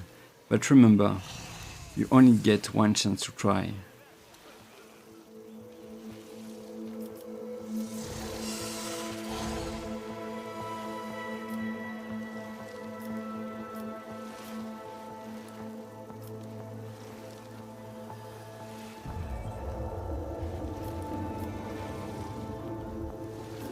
Okay, I'm not sure I want to say them, but let me see what I can say.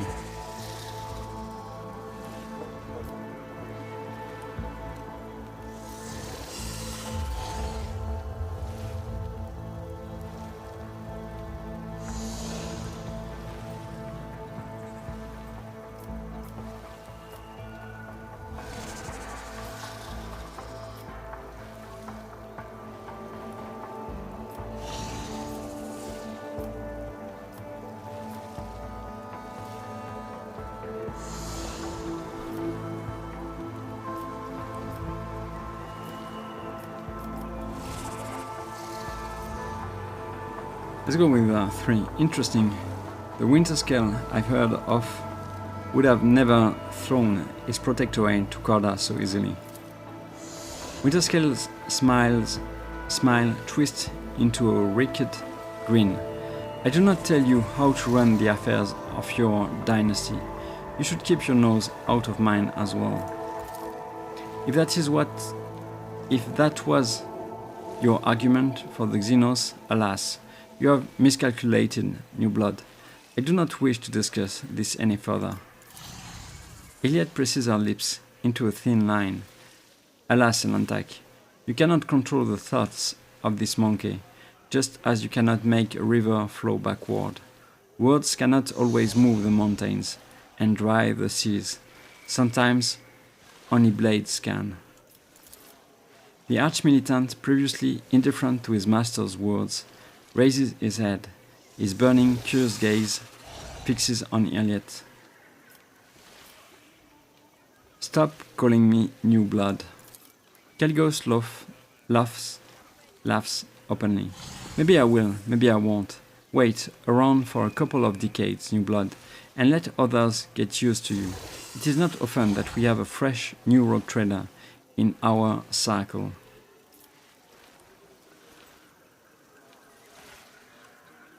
I hear you have decided to oppose both the Lord Inquisitor and the Khordad dynasty. A Void Kraken may eat them both, for all I care. Winterscale makes a wry face and clenches his fists in anger, acting as if their war on heresy in the Expanse is just starting. Ha!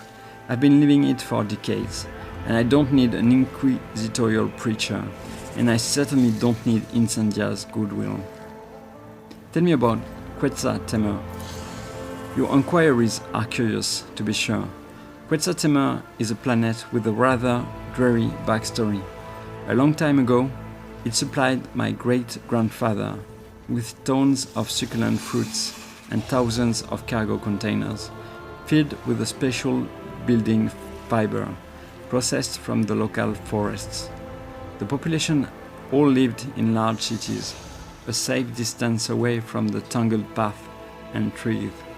And then this quiet life was dashed by Xenos raids. They burnt down the cities and shackled our people faster than our ships could help. In the end, the local governor ran away, leaving the remaining people at the beast's mercy. And the people in turn fled the big cities that attracted the Xenos. And that is how the forest that the rabble feared became their salvation. The planet fell into decay. There was no one to populate the cities, and there was no one to extract resources. Quetzaltemer expected 3 new arcs filled with settlers to arrive from the Imperium, but in 500 years, not one of them has reached the Expanse. Do not turn your gaze to me, Elentak. It was not my kin who desolated this world. The planet is withering, and yet you only turned your attention to its problems once you had found a way to make them into a source of entertainment. At this rate, it will be centuries before the Imperium's investment of colonists pays off, assuming Quetzaltemer is ever able to pay tithe at all in its wretched state. Caligos snarls, flying instantly into a white-hot fury. You think you can judge me, a rogue trader? Draw your weapon, then, and we will see what the much-lauded arbites are worth. Feel free to call your dog to help. I will handle you both myself. I will not attack a rogue trader, nor will I judge him, but I am obligated to remind you about your sacred duty to the Imperium, even if I must do so at your displeasure. How did you survive in the forest all this time? The forests of Quetzaltemer are not like the jungles of Katashan, New Blood. The only thing that could kill you here is your own stupidity, an unfortunate coincidence in the form of a stray Xenos or a rare predator. Rainwater for breakfast, nutritious larvae for lunch, and fermented fruits in place of wine for supper. One could not wish for better hunting grounds. Caligos laughs, then falls silent, evidently unwilling to share the details.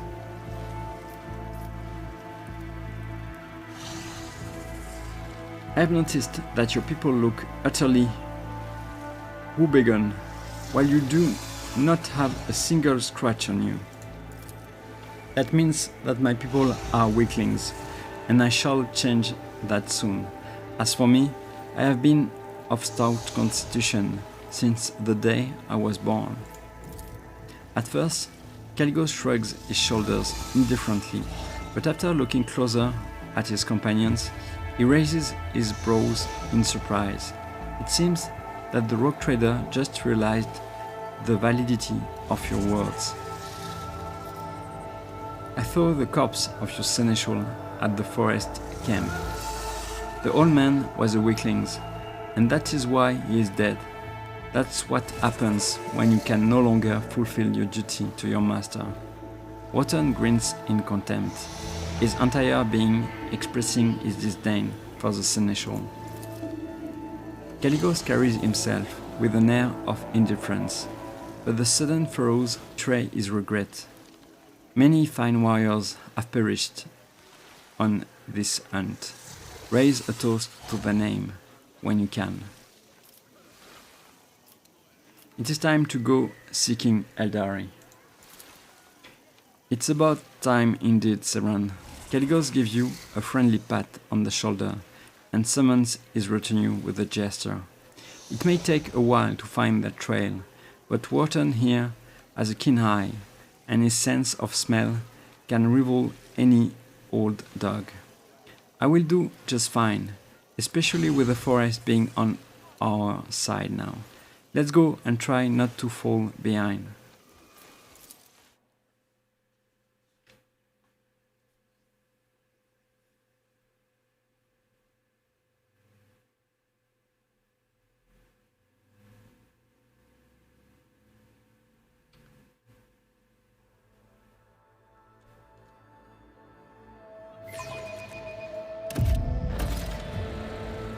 Okay.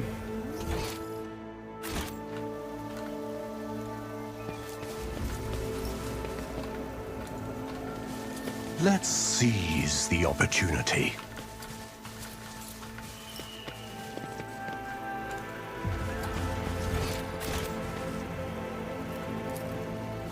Perfection.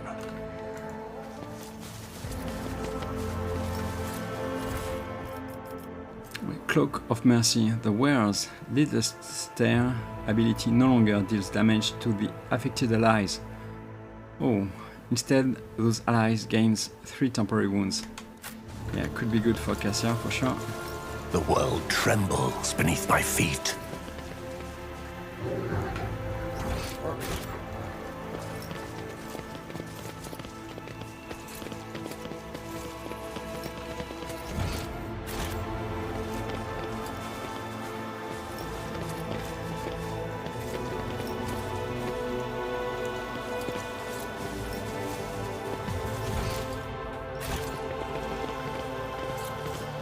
Oh oh.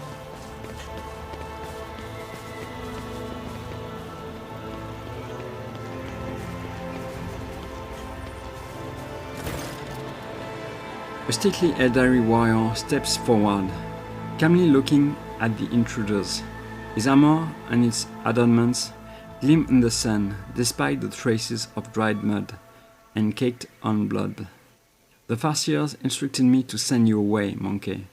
The smooth voice of the Xenos sounds out a place in the rough wilderness of Quetzal Temer. However, I recently stopped meekly heeding their counsel, and besides, my sister is among you, and I am curious to hear the outcast's tidings. Vain rhetoric, a masterful display. Your temper, brother mine, indeed. The merchants proved this all too well. This actor excellent, who did alight upon the stage, now will this piece complete, by choosing a final opposite. Who shall survive, and who their doom shall meet? Nocturne of Oblivion's mournful horn mask avidly tracks your face. It is difficult to say with certainty, however, you are of the opinion that Nocturne of Oblivion's disposition toward you is better than that of his kin. I do not know about you, Severan, but these Xenos bastards are giving me the creeps. Caligos shifts his excited gaze from the Eldari warrior to the solitaire and back. This one in the motley. I want to kill him, now. Wharton the Grey bares his teeth in anticipation and clutches the hilt of his sword. Look around the Eldari camp. The Xenos have made their camp among the ruins of an ancient city of the Imperium. Only the alien growth of the Xenotech and the wreckage of the Eldari ship disturb the picture of centuries-old devastation and rebirth. Despite their meager weaponry and flimsy shelters, the Xenos are ready to attack at any moment. Their bodies are relaxed, but their minds remain cold and focused. Nocturne of Oblivion. It has certainly been a while. What are you doing here? The solitaire bows theatrically. With embers glowing cupped into my two hands, I bear them through the deluge to the earth. The Harlequin's metaphor implies he has been accompanying the surviving Eldari for a while now. It is not clear to you what earth he is talking about, but perhaps he has managed to find them a new home.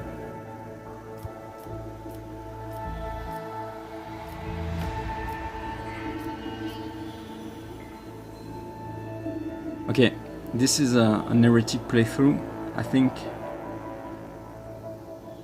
I'm going to go with 4 to get my revenge on Elliot.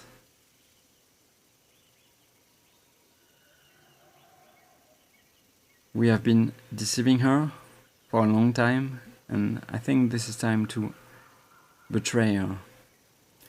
But let me check.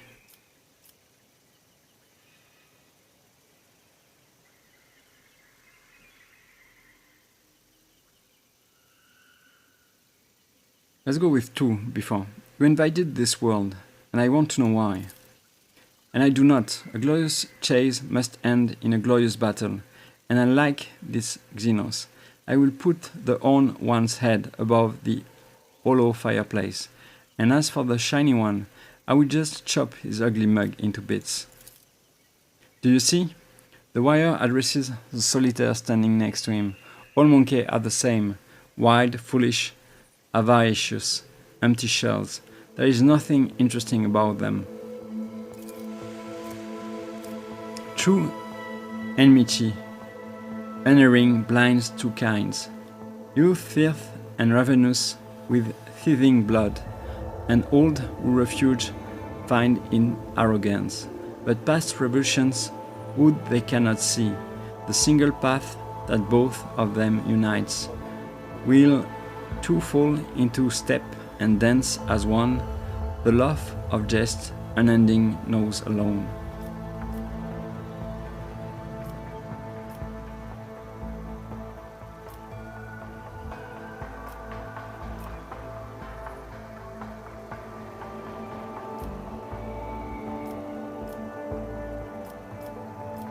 I want to know why they are here, so I'm going to push them. It is simple, Xenos. No, I don't think I want to do this.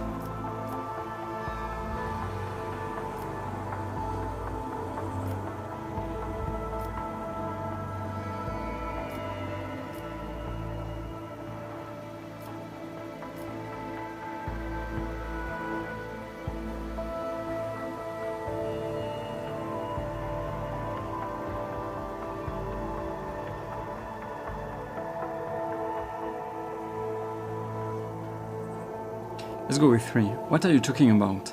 I killed the homunculus in Comorag with my own hands. And you believed you could dispose of him so easily. The minds of Monkey are dull and undiscerning indeed. The Eldari shoved up his hands in irritation. That was only one of Tevantias' many bodies. Bodies which he is capable of growing from a scrap of his own flesh. But his immortality has a limit. Resurrection requires reagents, equipment, energy. The Flesh Master had those in abundance in Comorag, but now he is on the run, and vulnerable, and while the homunculus has not yet returned to full strength, there is a chance to destroy him forever.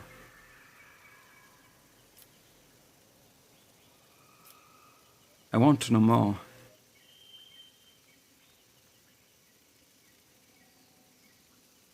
Your ships are destroyed. Krudarak is lost, and so are the Farthiers. You sacrificed everything to attack this world. Why? The warrior sighs tiredly. We did not attack this world, monkey. The last of Krudarak's children assembled once more to scour the master of flesh Tevantias from the memory of the universe. The homunculus who abducted and tortured the Farseer from our craft world. We learn that he is hiding on this world, that something prevents our Farseers from discovering his lair, and so we were forced to act decisively. Act decisively, you ashmags. You call moving down 2/3 of the world's population acting decisively? Jay sticks out her augmented hand, and the mechanical joints squeal piteously under the weight of her indecent gestures. Iliad's eyes grow wide with anger and dismay. Does the path of the warrior teach you to sacrifice countless lives to achieve your goals? The children of Arzelion are not the executioners of worlds, nor slayers of the innocents. Sometimes they are, it seems. It seems we have spent too long in the company of Monkey, outcast. Why should their lives matter when retribution for the executioner of our world is at stake? Justice for our innocent brothers and sisters. I think now I can safely go with 3. Caligos, let us butcher these curs until the very ground is gory mess of their bones and innards. More skulls for the lords of the expanse. Caligos' mouth foams with rage and anticipation, and his eyes become bloodshot. He emits a guttural scream. Blood for the rogue traders' thrones. Skulls for the lords of the expanse. The arch-militant smiles so widely you fear his mouth may split, and reveal several extra rows of teeth. His deafening inhuman bellow fills you with power and thirst, a desire to rip, tear, and exterminate.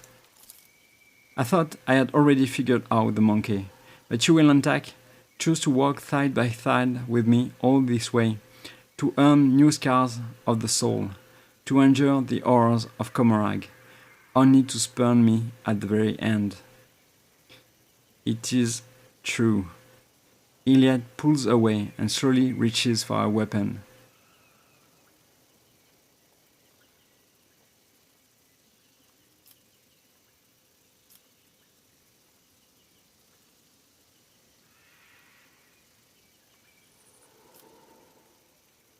I will give you a chance, Iliad. Stand by my side or perish. Iliad raises a weapon. Enough, Severan. Your soul has already been drained by the enemy. There is no turning back. I will end your bloody path with my own hand. A sorrowful sigh comes from beneath Nocturne of Oblivion's mask.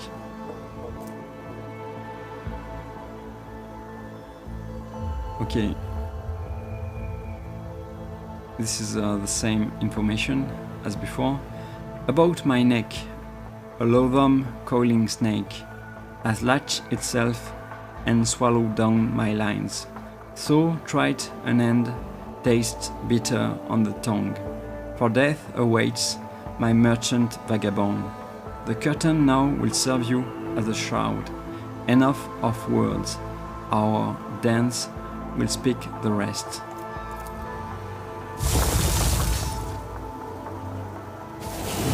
Xenos filth. I begin the dance of Okay, death. Iliad is okay. I'm sorry, Iliad. But this is not going to end well.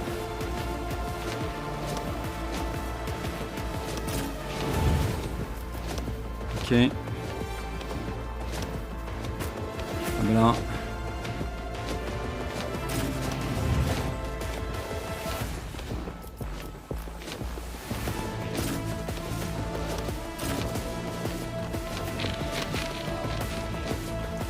Player. We have a player. Okay. Not sure what is the meaning of a player, but yes. Let me see.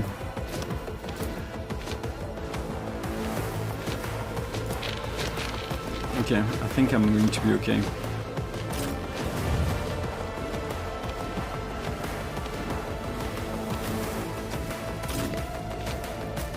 Solomon.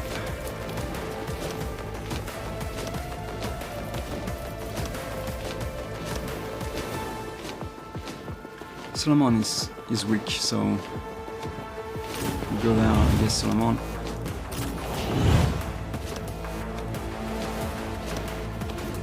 Should be okay. It should be okay.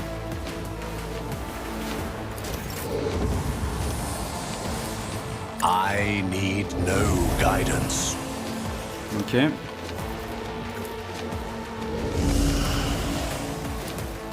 One step closer.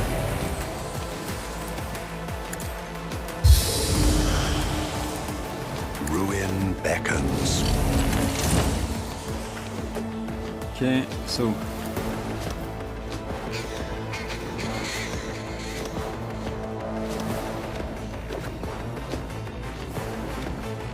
let's see what will happen if I do this.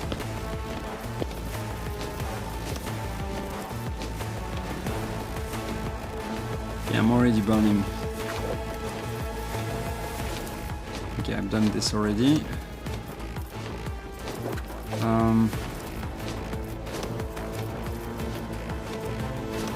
This is melee attack. I can do this later on. Let's go with this one. Do not give in to emotions. Purpose guides me. Okay.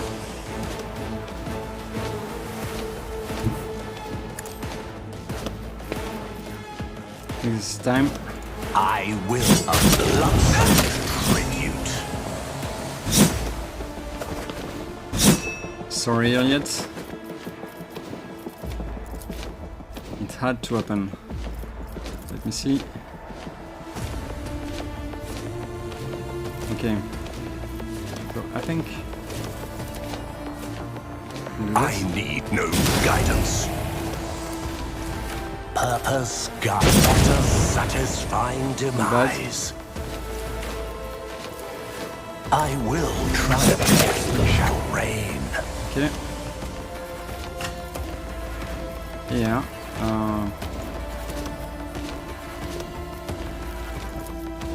Let's go with this one, I guess.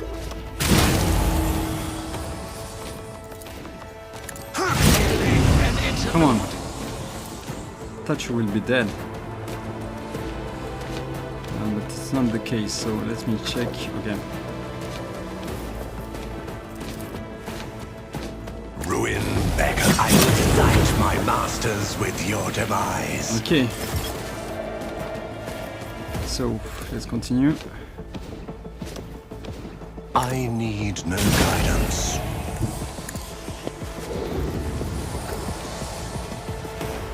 I will accept my offering. Okay. This is already done, so yeah. Let's go with this. Purpose. Join the ancestors. One step closer. I need bend the flesh, shatter the spirit.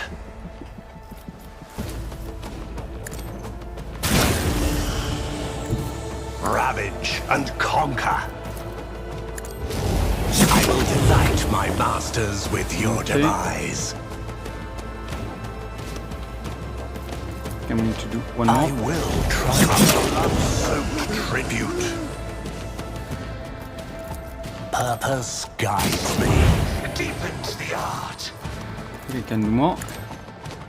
My resolve is unshaken. And chicken resolve. Okay. I will cradle to life my masters with your demise. Okay.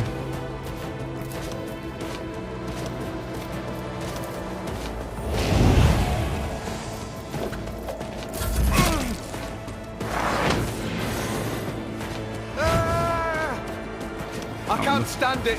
The fight is over. Emperor, protect me. Oh, I forgot a few of them, right? So it's not really over. Who's next? You're next.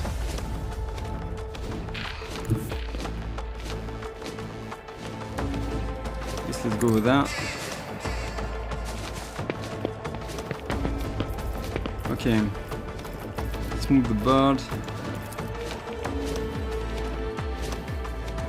Or maybe. I'm not sure. Okay, I'm going to move the bird over there. Okay. Let's go with this one, I guess. Oh, this one. Okay. Let's go with this. Merely an interlude. Okay. Let's see what you can do. What? Okay. On it. Okay. I'm guessing. I'm going with Anything this. else? Okay. I'm continuing.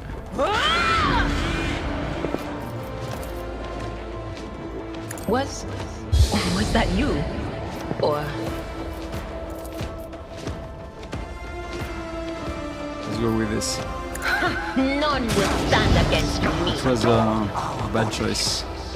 But let me check. Yeah. Try to hit her, please. Just try.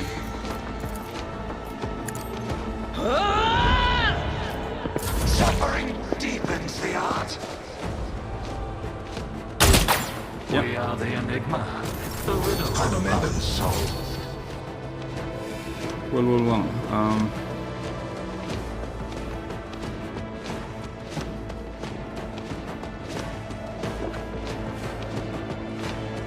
What can I do?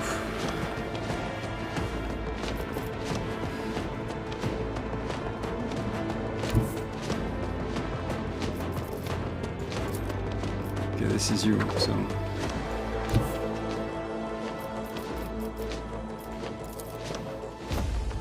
I know what I'm doing, usually. Let's go with Abelard, I guess. Don't get too cocky. You've got a problem. I've got a prize. I think, let me check this one again. The Master Tactician marks an enemy. If that enemy is killed by one of the Master Tactician allies before the beginning of the Master Tactician next turn, that ally gains momentum. Okay. And +5 to all characteristics until the end of combat. Okay, let's go with Tell this. me, and it is done. I think you should be able to. Just to be sure, I think I'm going to do this. Don't get too cocky. Follow my lead. Should be okay. Okay, I didn't want to do that, but No matter the cost. that's okay. I will do my duty. Okay. Indeed. Reduce to dust. My grand finale. Okay, next one. Yeah, this is you for sure. My place is at the fore. Coming in hot. 2 AP. Should I do this? Maybe not. I think I can do this. At your beck and call. It will be done. I took care of this one. Falls, and so do I. A tactically sound approach. Yeah. Why not? Just a jest. Okay. This is 2 AP. At your beck and call. I mean, come on. Let's go with this one. Indeed. Reduced to dust. Caligos towers over the slaughtered Heretic corpses, roaring with laughter, not noticing the blood that has covered him from head to toe, trickling down his face right into his throat. What a thrill, new blood! It has been some time since I last enjoyed myself so, but I will be damned if I don't crave more. Iliad's body is covered in grave wounds, and her shallow, infrequent breathing is barely audible. She struggles to her knees, but she doesn't look at Caligos. Her gaze, brimming with hatred, is trained on you. A thought surfaces in your mind, one that clearly does not belong to you, yet your body reacts to it with a burning possessive desire. A thought that is both alluring and revolting. You must offer a spirit stone to she who thirsts.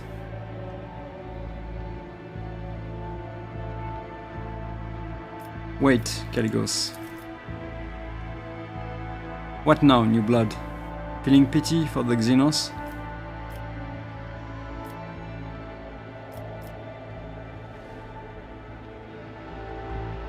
No, I want to finish her myself.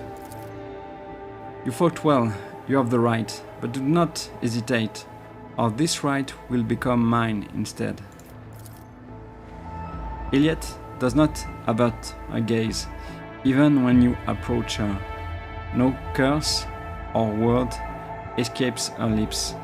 The time for words ended the moment you took up arms against her kin.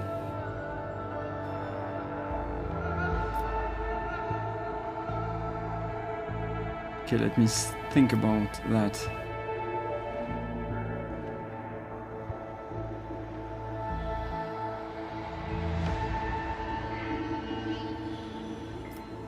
Whisper before killing Iliad. She who thirsts will be delighted with this offering. Farewell. Iliad's eyes flash with genuine fear, and then a headless body slumps into the mud. That is how you will remember her, pathetic and terrified of a fate that for her is worse than death, finally broken by you. This has been a fine hunt. I have enjoyed fighting together, new blood. You deserve something good for your efforts. Wharton, reward him. The arch-militant reverently hands you his blade, without even shaking the fresh blood off it. May the master sate his blade, this blade, with the blood of his enemies. My lord would be quite pleased. As he says this last phrase, he gives you a broken sneer, and a vicious flame flickers in his eyes.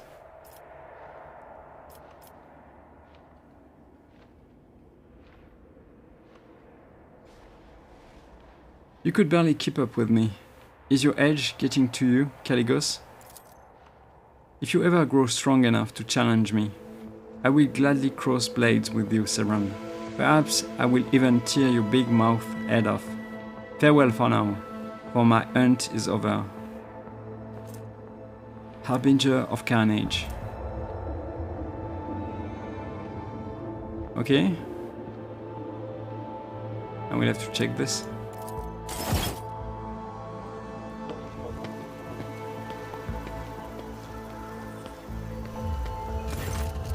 Leads ahead, cautiously steps into the ancient ruins of her ancestors' city. She waves her hand at someone behind her, and several figures disappear into the forest shadows. O Starborn, the two-headed eagle god is merciful today, granting you the strength to crush the evil spirits. The descendants of this ruler will praise your bravery for ages to come.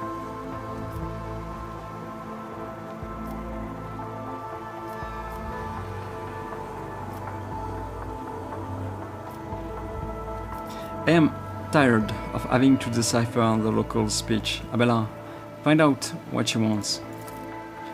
As if I am not, as you command, Lord Captain. Allow me to report, Lord Captain. According to the acquired data, the lair of a certain monster, the Homunculus, presumably, is located on a neighboring continent, the so-called Deadlands.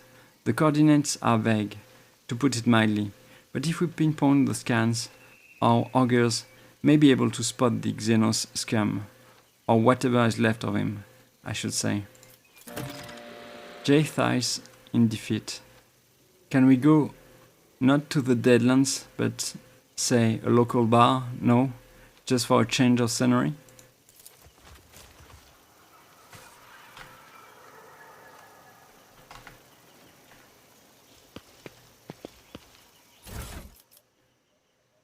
Okay.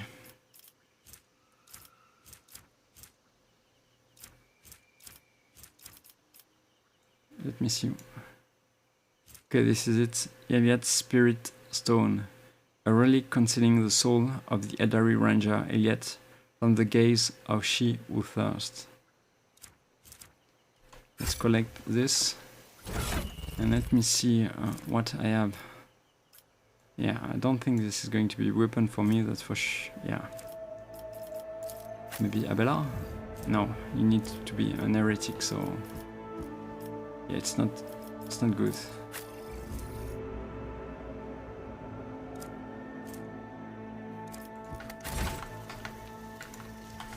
Intriguing.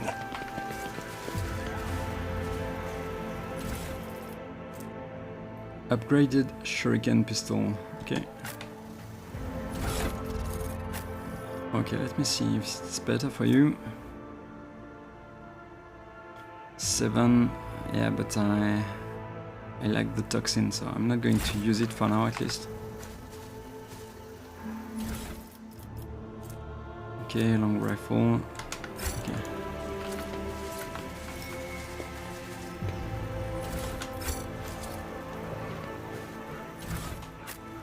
Okay, let's see this. Gift Occurrence. A dead-eye shot from this weapon inflicts the prey effect on the target. Cannot... yeah, it's pretty good. Eldari Farseer Mesh Armor. Yeah, it's... Embrace true power.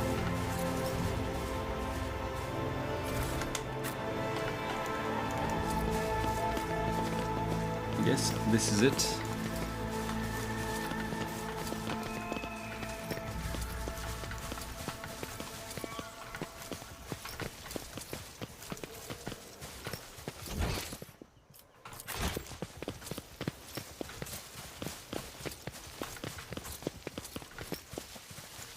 What is it? Dirt covered box. You know, Stanso, I made the times when fire cultivators were only used for walking in the fields. Back then I thought, by the throne, damn that forest. Can't take your eyes off it for a tick, or else it would mess with production.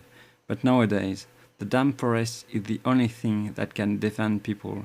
Who would have guessed? And we, the Silvarius, are the only ones who can pass through it. If we have our fire cultivator intact, that is.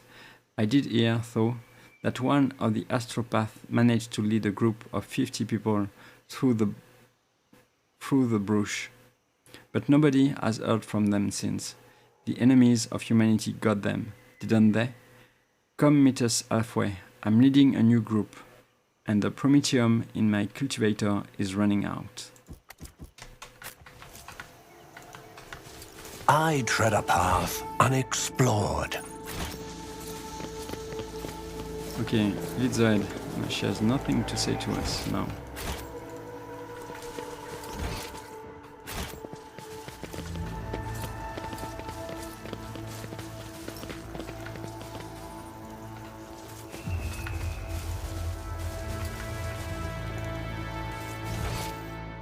Yeah, let me check if I have done everything I could over there.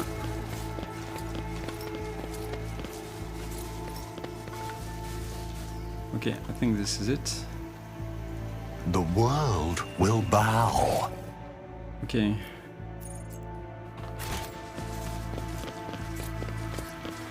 I guess we are going back to the shuttle.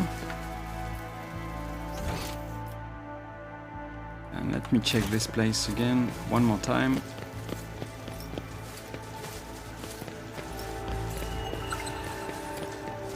Yeah, good. Okay. Craft world origin. An Eldari equipment. Plus 15 armor if the wearer agility is more than 80. Yeah, not bad for Iliad. For another playthrough, I guess. While the wearer is adjacent to full cover, their dodge chance is calculated without considering enemy's perception value. Okay, not bad. Okay, let's go back to the ship.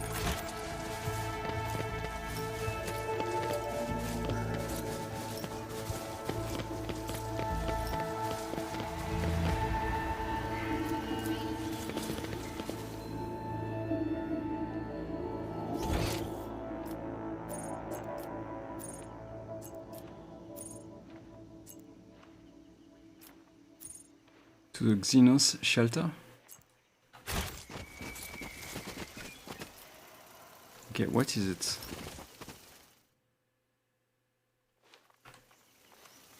Okay, sorry for that.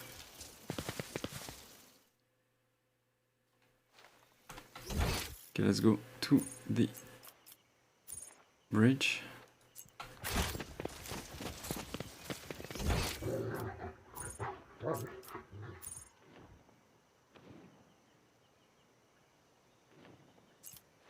Okay, let me check something.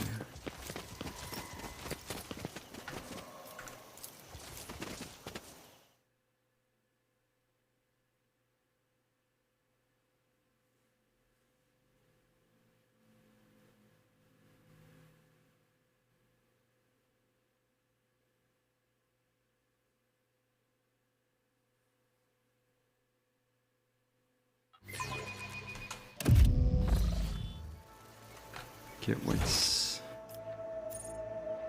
Okay.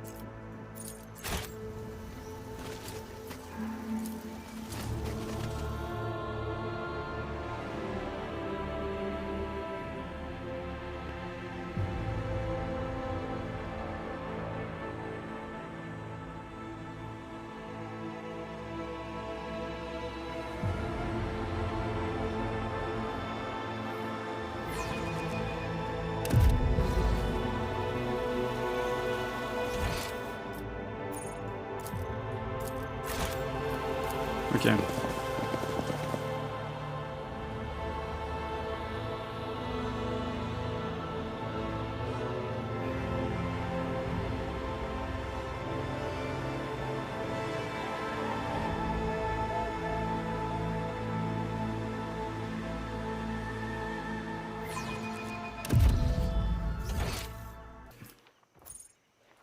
Let's go.